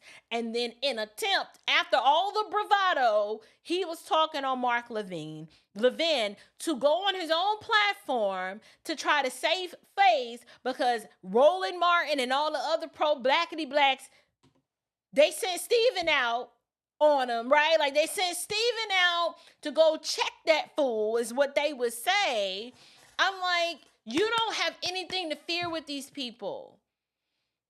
But there are some people who are saying that the reason why Stephen A. has to backtrack this and toe the line is because he's compromised. Now, I don't know this man. We did not grow up together. I'm from the Bronx, he from Queens. Like, that's his life. There are speculations out there that I cannot confirm, deny, or substantiate that the reason why he has to do this is because most of these people in Hollywood are compromised to where they got something on you, and the moment you try to buck the system, y'all see what's happened to all these other celebrities. So, what happened? Oh, all right, y'all. I did prepare. Hopefully y'all are doing all right. Let me get to some of these super chats. Y'all, I'm rusty with this live streaming. It's been a minute, okay? It's been like 2 weeks, I think. It feels like it's been 2 weeks since I've done a live stream. So I want to go ahead and acknowledge some super chats. And then briefly, I want to cover the story out of New York of the woman on the subway train who was engulfed in flames by an illegal immigrant. I do want to touch base on that briefly. But in the meantime, hey, Chow, good to see you. Chow says a double-minded man is unstable in all his ways. That is James 1:8. We can count on Chow to come with the word of God that's always appropriate and applicable to whatever it is I am talking about. Thank you, Chow, for that super chat. Greatly appreciate it. We also have Celine. Hi, beautiful. Celine says, "Well, I get that the Democratic stronghold is strong. I am sick of these Johnny-come-latelys to the MAGA movement seeing how bad the left is." You know, I get it, sis. And here's where I am with that. For some people, you ever met like that female, or if you ever had a friend she was in a relationship with that guy and everybody could see he was trash. Like, he was always beating on her, taking her money, taking her car, don't put no gas in it. He's just trash, right? You and all your other girlfriends know that your girlfriend's man is trash. But for whatever reason, because she was blinded, she was caught up, she felt like she owed him this debt of loyalty and gratitude. It just took her a really long time to see it. And then when she finally sees it, she's like, I see it. That's how I kind of look at some people on the left. Some of us are just, it's been so much Stockholm syndrome that has been passed down from generation to generation. And it's just been so much cognitive dissonance. A lot of people really could not face the music because if they were forced to admit how bad the left was, they now, the onus is on them to do something about it, which would have required them to step up and vote different. And some people are still, they cannot reconcile it. So you know what they did? They sat on the couch. They know darn well that the left is bad. They know that there's no virtue over there whatsoever to be redeemed. But because they suffer, like with that bad relationship, he beating the mess out of you all the time. Like they sitting on the couch with a black eye. They live in a Democratic district. They know their tax money is being used and spent in all kinds of crazy ways. They roll to bad. The schools are trash. They got a bunch of illegals living in their building. Like, they know it's bad, but they sat on the couch because pride, fear, just not wanting to be wrong. Like, they know they're wrong, but they just don't want to admit it. That's what that is. So I get it. You got to have grace for them. And just when they finally come to their senses, just be like, we're glad you're here. Like, you don't want to beat up on the girlfriend and be like, girl, you know, we tried to tell you. It does nobody any good. She knows that Negro was trash. She knows it. But to have it, to beat, you know, to kick her while she down ain't gonna help. So you just move on. That's how I kind of look at the left. Frank, good to see you. Frank says Stephen A's a rapid march to irrelevance. Oh, Stephen A's rapid march to irrelevance continues. You know what? I would agree with that. I think Stephen A is aging, right? He's 57. That's not that old. It's really not.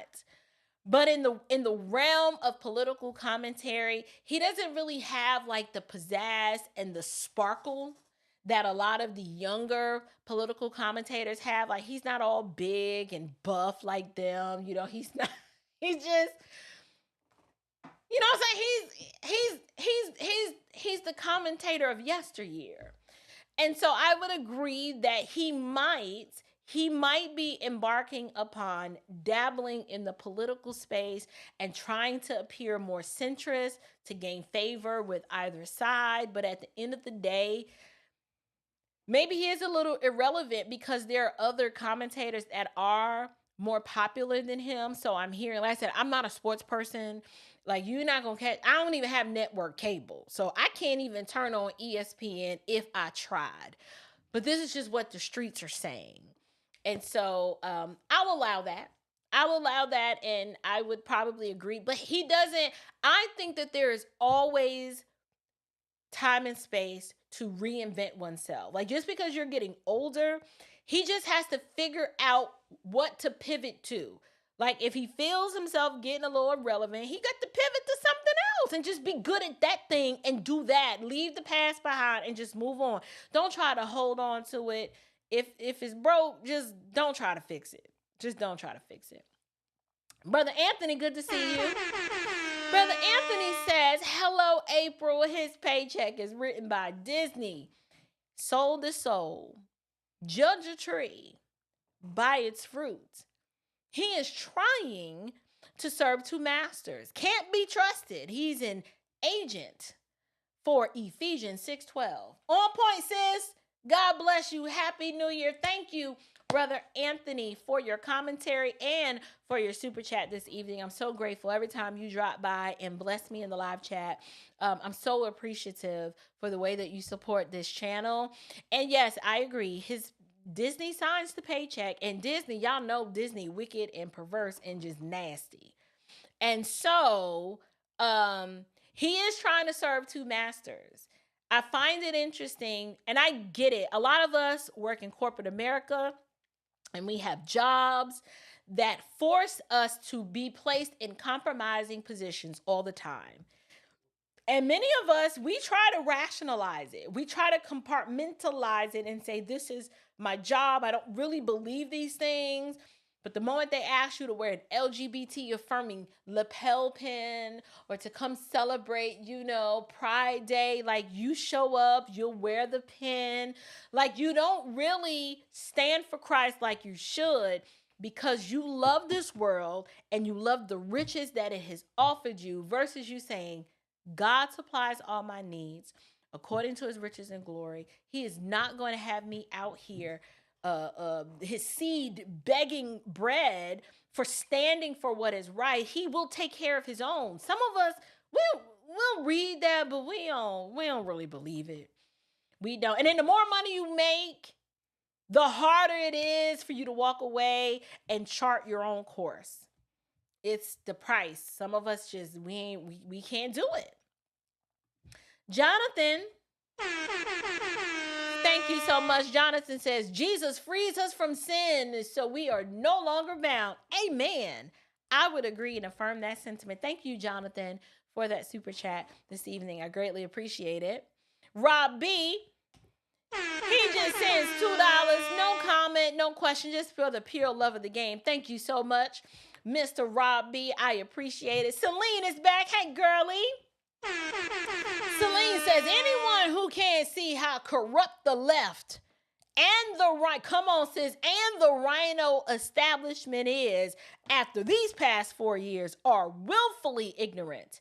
It is Trump derangement syndrome. Absolutely. That darn Liz Cheney, listen. That chick, unbelievable what that woman has done. And she is the probably most visible rhino that we have, but she's not the only one. We got rhinos in my state. I'm here in Georgia. I won't really call any names right now, but we have rhinos here that they made themselves known and made it clear that they really didn't have an America First agenda. Obviously, the left, you notice how the left conspired with the rhinos on the right to form the Uniparty. For example, with this last spending bill, why is it that the Democrats always want to throw a bunch of excessive pork kind of things into these spending bills? Because they're trying to enrich themselves. And what pisses me off about the Republicans is they never just come out and say, they are trying to destroy the country and enslave your children with this spending bill. Shut the whole government down. I don't care how long it takes. We're not doing it. They have no backbone. They refuse to just say, this is destructive to the country, to constantly spend and spend and spend. And it's just excessive spending for no other reason other than they hate America. And they don't care about this country. They don't care about your kids and the debt your kids are going to be in. They live for the moment and they live for themselves. And the Republicans never call them out on it because many of them think the same way and are enriching themselves. And they like all of the excessive spending. But I am looking for a day when there are going to be some courageous individuals on the right that just call it out and expose it to their constituents and say, these are the people who are wastefully spending your money, who are not being good stewards, and it's about time you know their names, place a name with the face, and you primary them, because the days of spending your money with reckless abandonment is over. Somebody just needs to say it. But thank you, Celine, for that super chat. So grateful for you this evening. Now, I had, oh gosh, this is getting long. Y'all, I can't do it like I used to. I did prepare I did prepare some more coverage of another story. This next story is actually, it is truly heartbreaking. And at first, I wasn't going to cover it because I was like, well, it's kind of a couple of, a few days old, but it's still relevant. This next story that's truly heartbreaking and horrifying. The narrative behind this whole situation is really what has grappled the nation. So let me go ahead and roll the clip. As soon as I figure out where I put it. There it goes.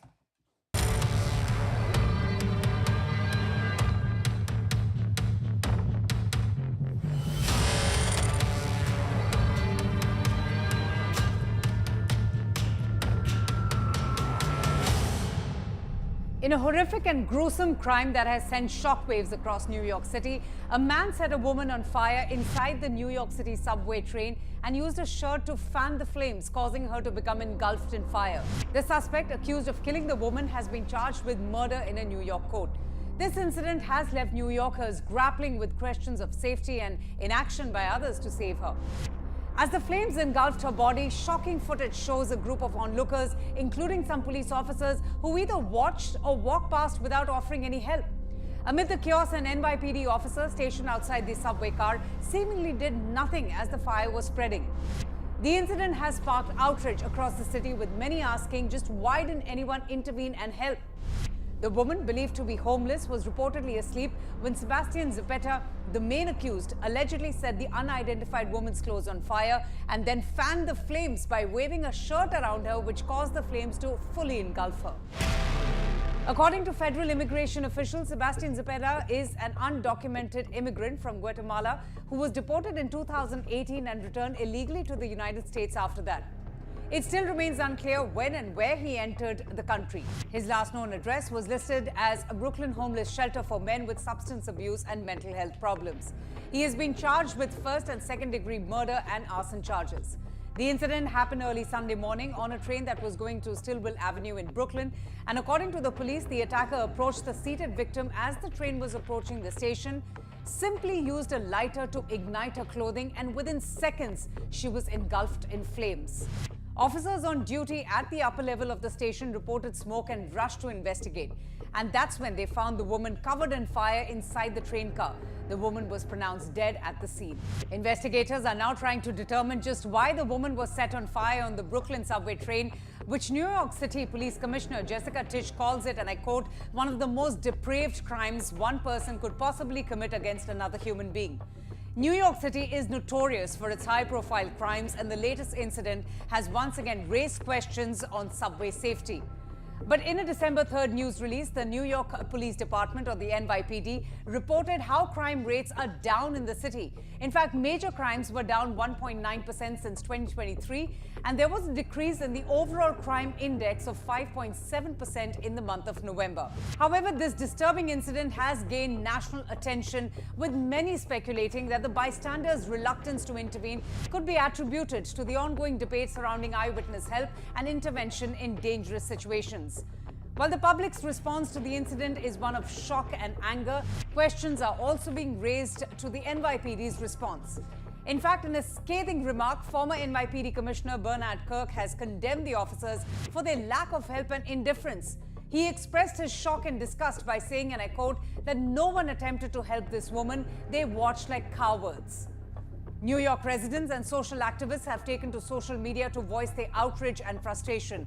In the aftermath of this incident, questions are being asked as to why didn't anyone step in? Was it fear of legal consequences or a growing apathy towards others' suffering? Meanwhile, the main accused... Y'all, I want to discuss the tragic murder of a woman in a New York City subway, and just examine the deeper issues of illegal immigration, public apathy. Like, there's so many different aspects of this story that we really need to discuss. You've got the failure of sanctuary city policies. So many aspects of this story need to be discussed. Now, you guys I don't know if y'all knew, I'm from New York City. That is my hometown of origin.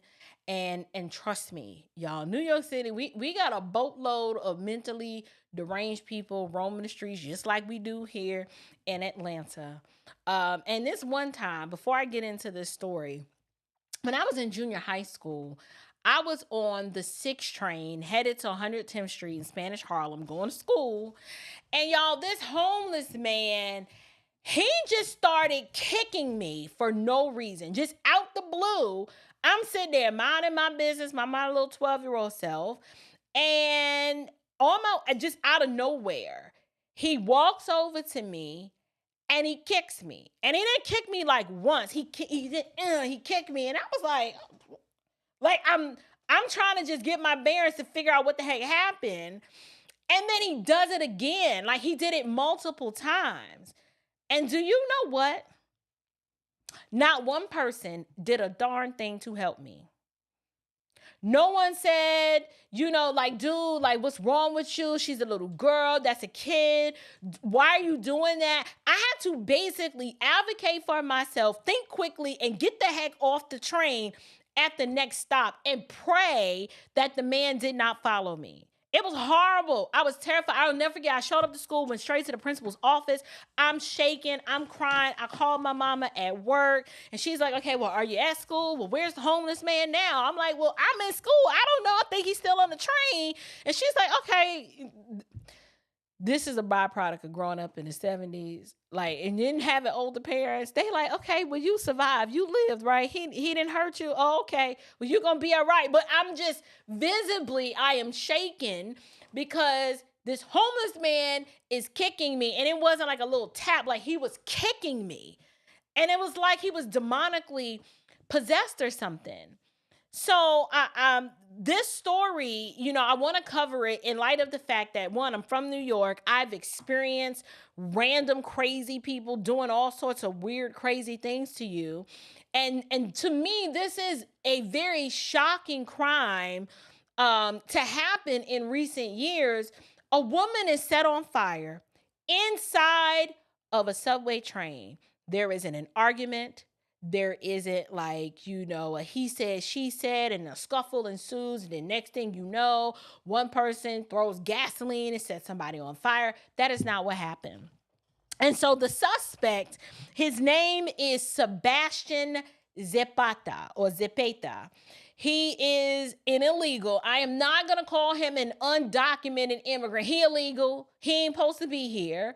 From Guatemala, who was previously deported. Meaning he ain't supposed to be here. He was deported at one point back to his country of origin. And I saw Mickey mention it in the comments. This is on Kamala because she told people to come here, right? He comes back, commits an unspeakable act of evil by igniting a random woman's clothing on fire and then fanning the flames until she's completely engulfed. You guys, this was intentional. Like I said, it wasn't an argument. It wasn't like they both were smoking and then fell asleep with the cigarette. And he's like, oh my goodness, Guadalupe is on fire. That is not what happened. This is a willful and intentional act of evil that was committed, and someone lost their life because of it. So this horrific crime, it raises troubling questions. One, how did our society get here? Right? How did our society get here? How did we become a people who, in a moment of clear danger, stand idly by? Like you saw in the clip, a police officer is standing on the platform. He's standing there like the smoke is coming out of the subway car, and he's just standing there. Just standing there. The days of New York's finest, that's what we call our police force, those days are over. One, I would say it has a lot to do with the culture of policing, the standards being lower. When you have a defund the police campaign, it forces good cops to retire. It forces those who don't really have a passion or a love for the job, like they don't have a thirst to do it and to do it well. It forces them to just be like, no, I don't want no parts of it. And then what's left is a bunch of bad apples and those who are just apathetic to the needs of others. But my question is, how did we become a people who we just sit by? I can explain how, but witnesses, including on duty, not off duty, on duty, like in uniform, NYPD officers, they stood by or walked by as this woman's life was brutally taken. And so I am reminded where Scripture talks about the wickedness of the human heart. Right, Jeremiah 17:9 tells us the heart is deceitful above all things and desperately sick. Who can know it or who can understand it, depending on the translation that you're reading?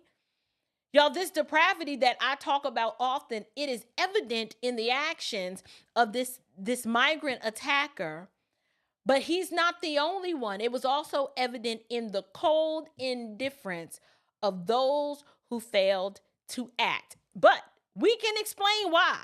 And it's an explanation and not a condemnation necessarily.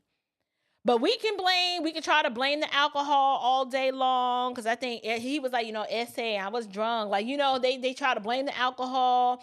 I am told that his defense attorneys are trying to blame it on mental illness. At the end of the day, all of us are going to have to give an account for our deeds. And truth be told, I am convinced this was spiritual in nature, meaning that was demonically influenced. We can try to say mental illness. Well, a lot of times these mentally ill people are being influenced by things in the spirit realm known as demons. And I know my Reformed Baptist self, this does not make me a charismatic. This makes me someone who believes the Bible. These people, these principalities are influencing, and they are walking around influencing and directing people to do a lot of wicked things. This was influenced to me by a demon. Only a demon could convince someone to set a complete stranger on fire and then, wait for it, fan the flames with a jacket to accelerate her demise. Y'all, that is sick. That is evil. That is just flat out wicked. No matter how many ways you try to analyze it and slice it and dice it, that is evil. But here's the part that makes this story important to discuss. Y'all, we have to talk about the role of illegal immigration and sanctuary cities. We have to talk about it. I know I'm probably done about 1,511 videos about this illegal immigration situation and all these leftist cities, because there's no right-leaning cities that have sanctuary city status.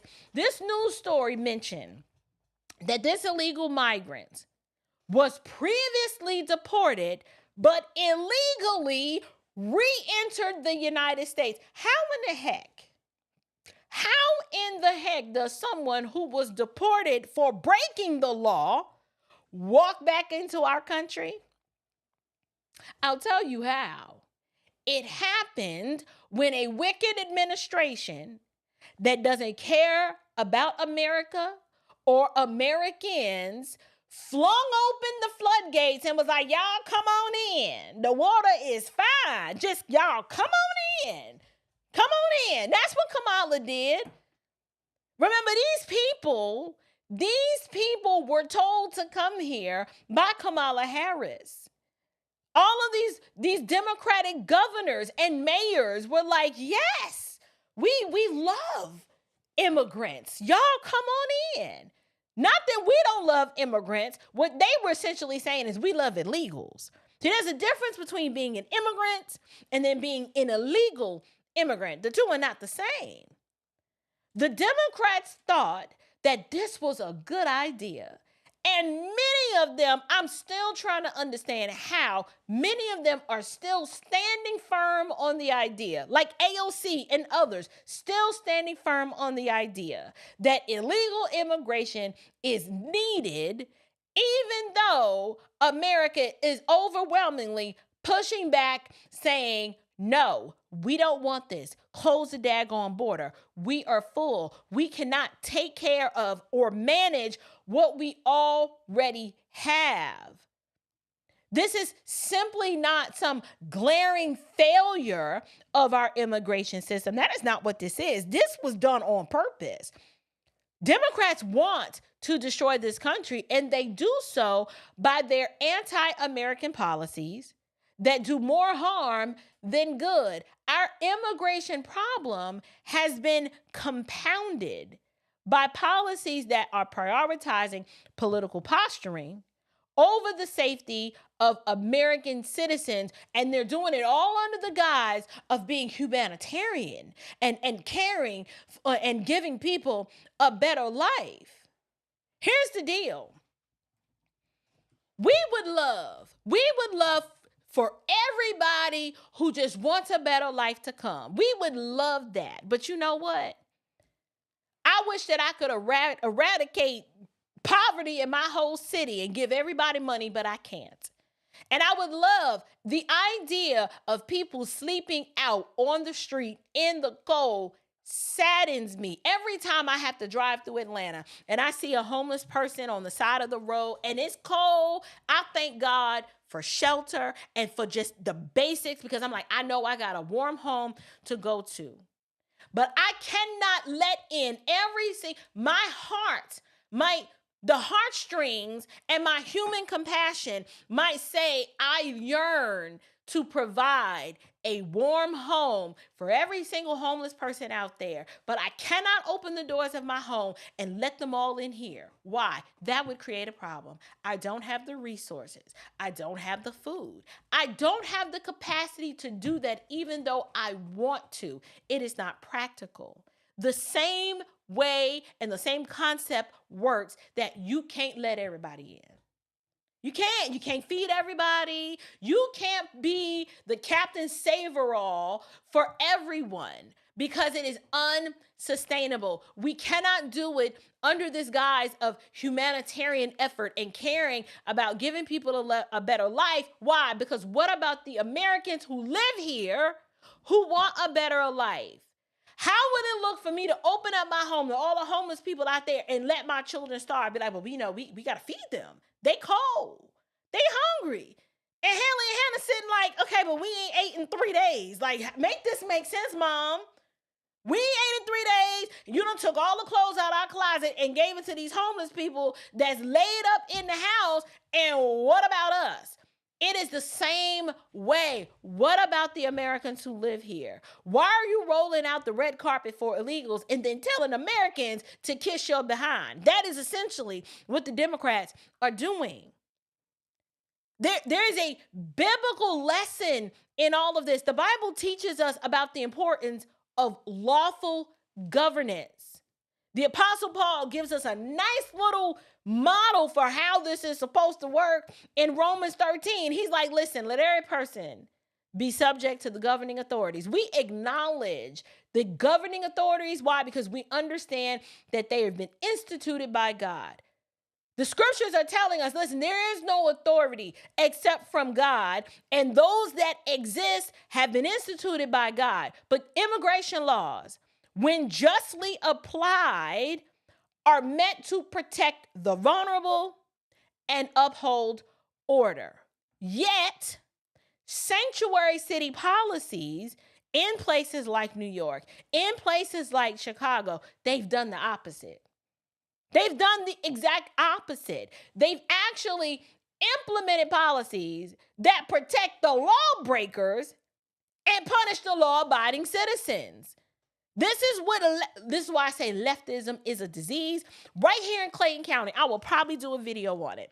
There is a woman who owns a home who lawfully evicted her previous tenant, goes in to clean up the house to get it ready, and there's a squatter in there who happens to be the partner of some other family member that got evicted, and the lady who owns the home got arrested, and the police had the nerve to tell her, well, you need to see it from this other person's perspective.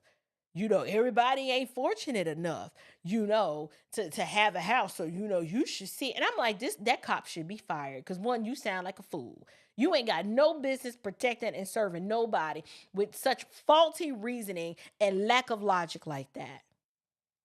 Y'all, these policies have turned cities into havens, not for the oppressed, but for those who exploit the rule of law, including criminals and the mentally deranged. Y'all, this is not compassion.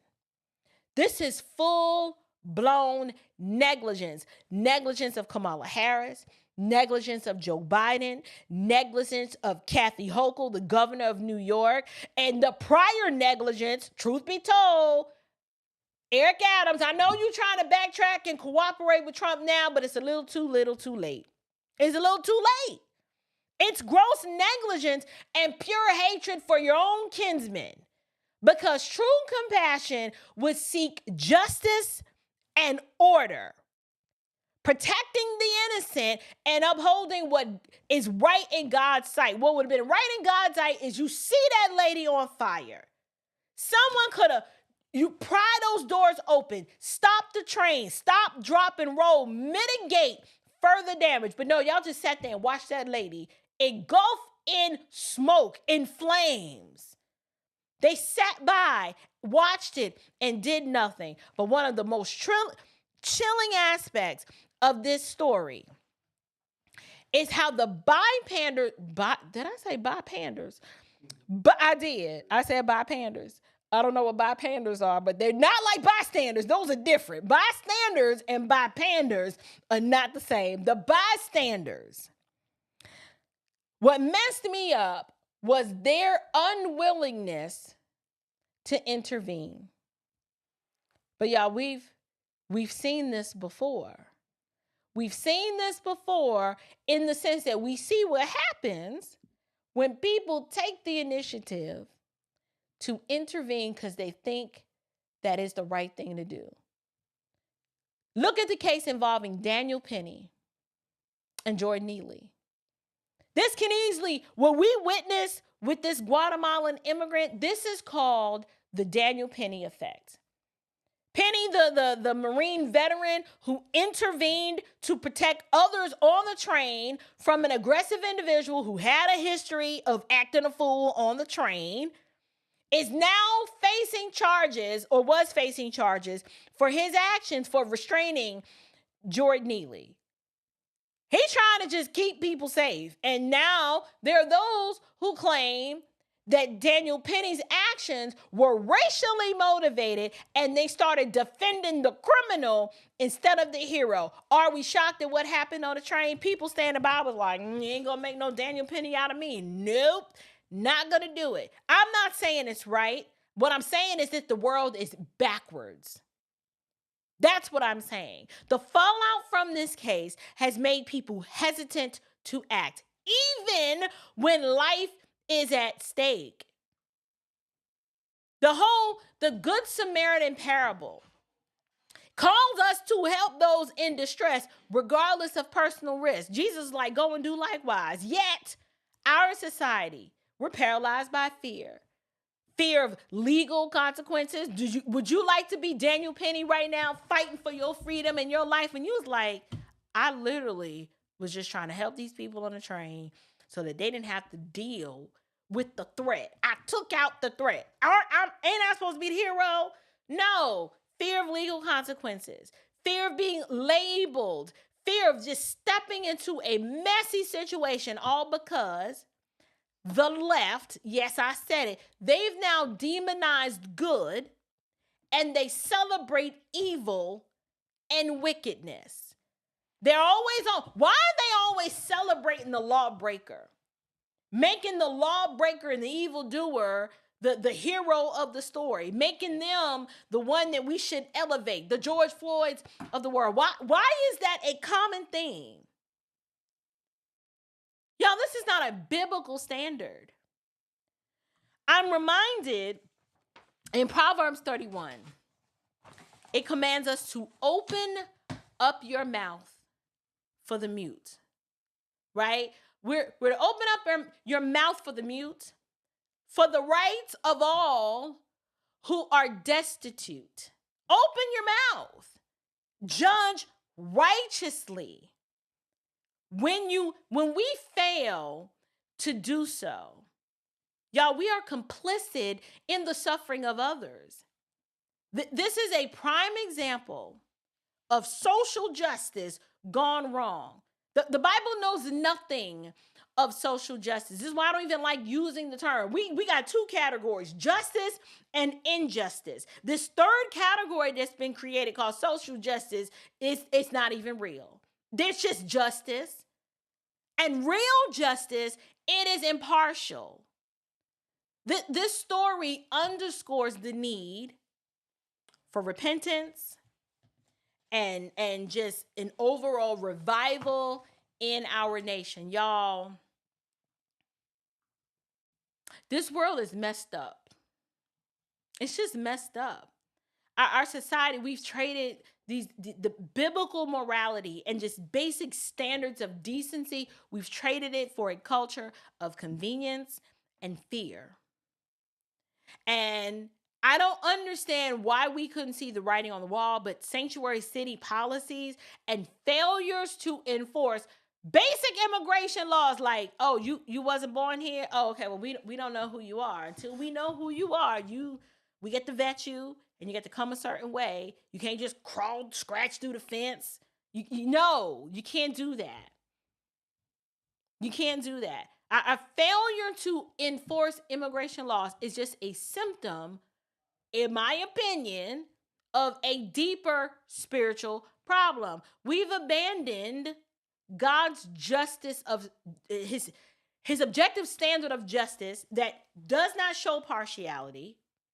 We've abandoned that in favor of this secular humanism that leads to chaos. We can't even stand back and say, it makes sense to take care of the people who you get tax revenue from, use their money to take care of your own people. Instead, we flip that on his head and say, no, we're going to steal from you, leave you destitute, and give your tax dollars to feed, clothe, and take care of others who are here illegally. And then we wonder why there's so much chaos. Like, I don't know. I don't understand. Listen, I get it. As Christians, we are called to be salt and light in a decaying world. This is why I'm a conservative. This is why I spend a lot of time advocating for policies that honor God's law and protect the vulnerable while also demonstrating the love of Christ to those in need. Like I said, I wish I could open up the doors and let everybody in, but you can't do that. It is unwise. You cannot do that at the expense of the ones who are in your direct care, custody, and control. I am responsible for those with the last name of Chapman. I take care of them, and then I do good to those, especially those in the household of faith. There's nothing wrong with that. But I also have to demonstrate that it is important to speak out against the evil in our culture, right? So whether it's the apathy of bystanders or lawlessness in our government systems, we can do both and. I do think it was sad that the bystanders did nothing, but in light of what just happened with Daniel Penny, are we shocked? Are we shocked? Micah 6:8, and I'm going to close with this. It reminds us to, whatever is good, do what the Lord requires you. Do justice. Love, kindness, walk in humility with God, right? That's what we are called to do. Justice isn't just a political talking point. And we don't apply justice in an impartial way to say, well, we only care about justice when it's involving a white and a black person. No, Lady Justice is blind, right? It's not just a political talking point. Justice, biblical justice, is a biblical mandate. So this incident was tragic. I'm saying that it should cause all of us to examine our own hearts, to determine, we might be in a situation where we might have what happened to Daniel Penny on the forefront of our mind. I've talked to my husband about this, and he was like, this is why men don't run to save women in distress no more, because you might be going in good faith thinking that you're helping, and the next thing you know, you got handcuffs behind your back because she done flipped the script on you. I get it. I'm torn because I'm like, but what does the Bible command us to do? Yes, the system of justice is wicked and perverted and it's backwards, but are we going to let people burn up in flames and at least be like, okay, okay, I didn't see the man with the lighter and I didn't see him, using his jacket as an accelerant, but at minimum, could we try to pry the doors open, get a fire extinguisher, something to get that lady out of her misery? But no, instead, people just sat on the platform and did absolutely nothing. It is a sad state of affairs, but it's also reflective of the culture that we live in, and too many of us are just apathetic to intervene. So the story is heartbreaking.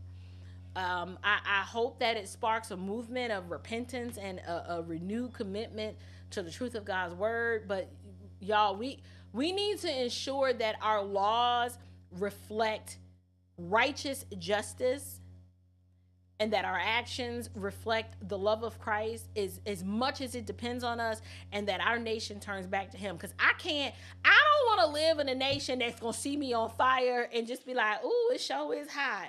You know what I'm saying? Like, not realizing that it's a person that's on fire. That's where the heat's coming from. I don't want to live in a world like that. But anyway, you guys have been great tonight. Thank you for sticking with me this long. Y'all, I saw Mickey was just like, April getting old. I am. Like, these 2 hour long, listen, we're going to have to figure out another format, because 2 hours running my mouth the way that I do, I don't know. I will see. My goal is to want to do more videos with more frequency, but I have to figure out a way to fit that in my life. That is the challenge. So I don't know how we're gonna achieve that, but we will see. But anyway, I'm gonna let you guys go. We are approaching the end of the year. We've got wonderful things in store for 2025. Y'all, in 2025, we got the G3 conference coming up. I did not play the trailer for G3 on this show, but come the first of the year, we'll be promoting that. We will be hearing from Virgil Walker a lot in 2025. I will be bringing on some contributors to weigh in on different topics from time to time. I've got a concept that I'm kind of working through in my head. Y'all let me know. Do you guys like midday live streams, or do you prefer when I go live at night?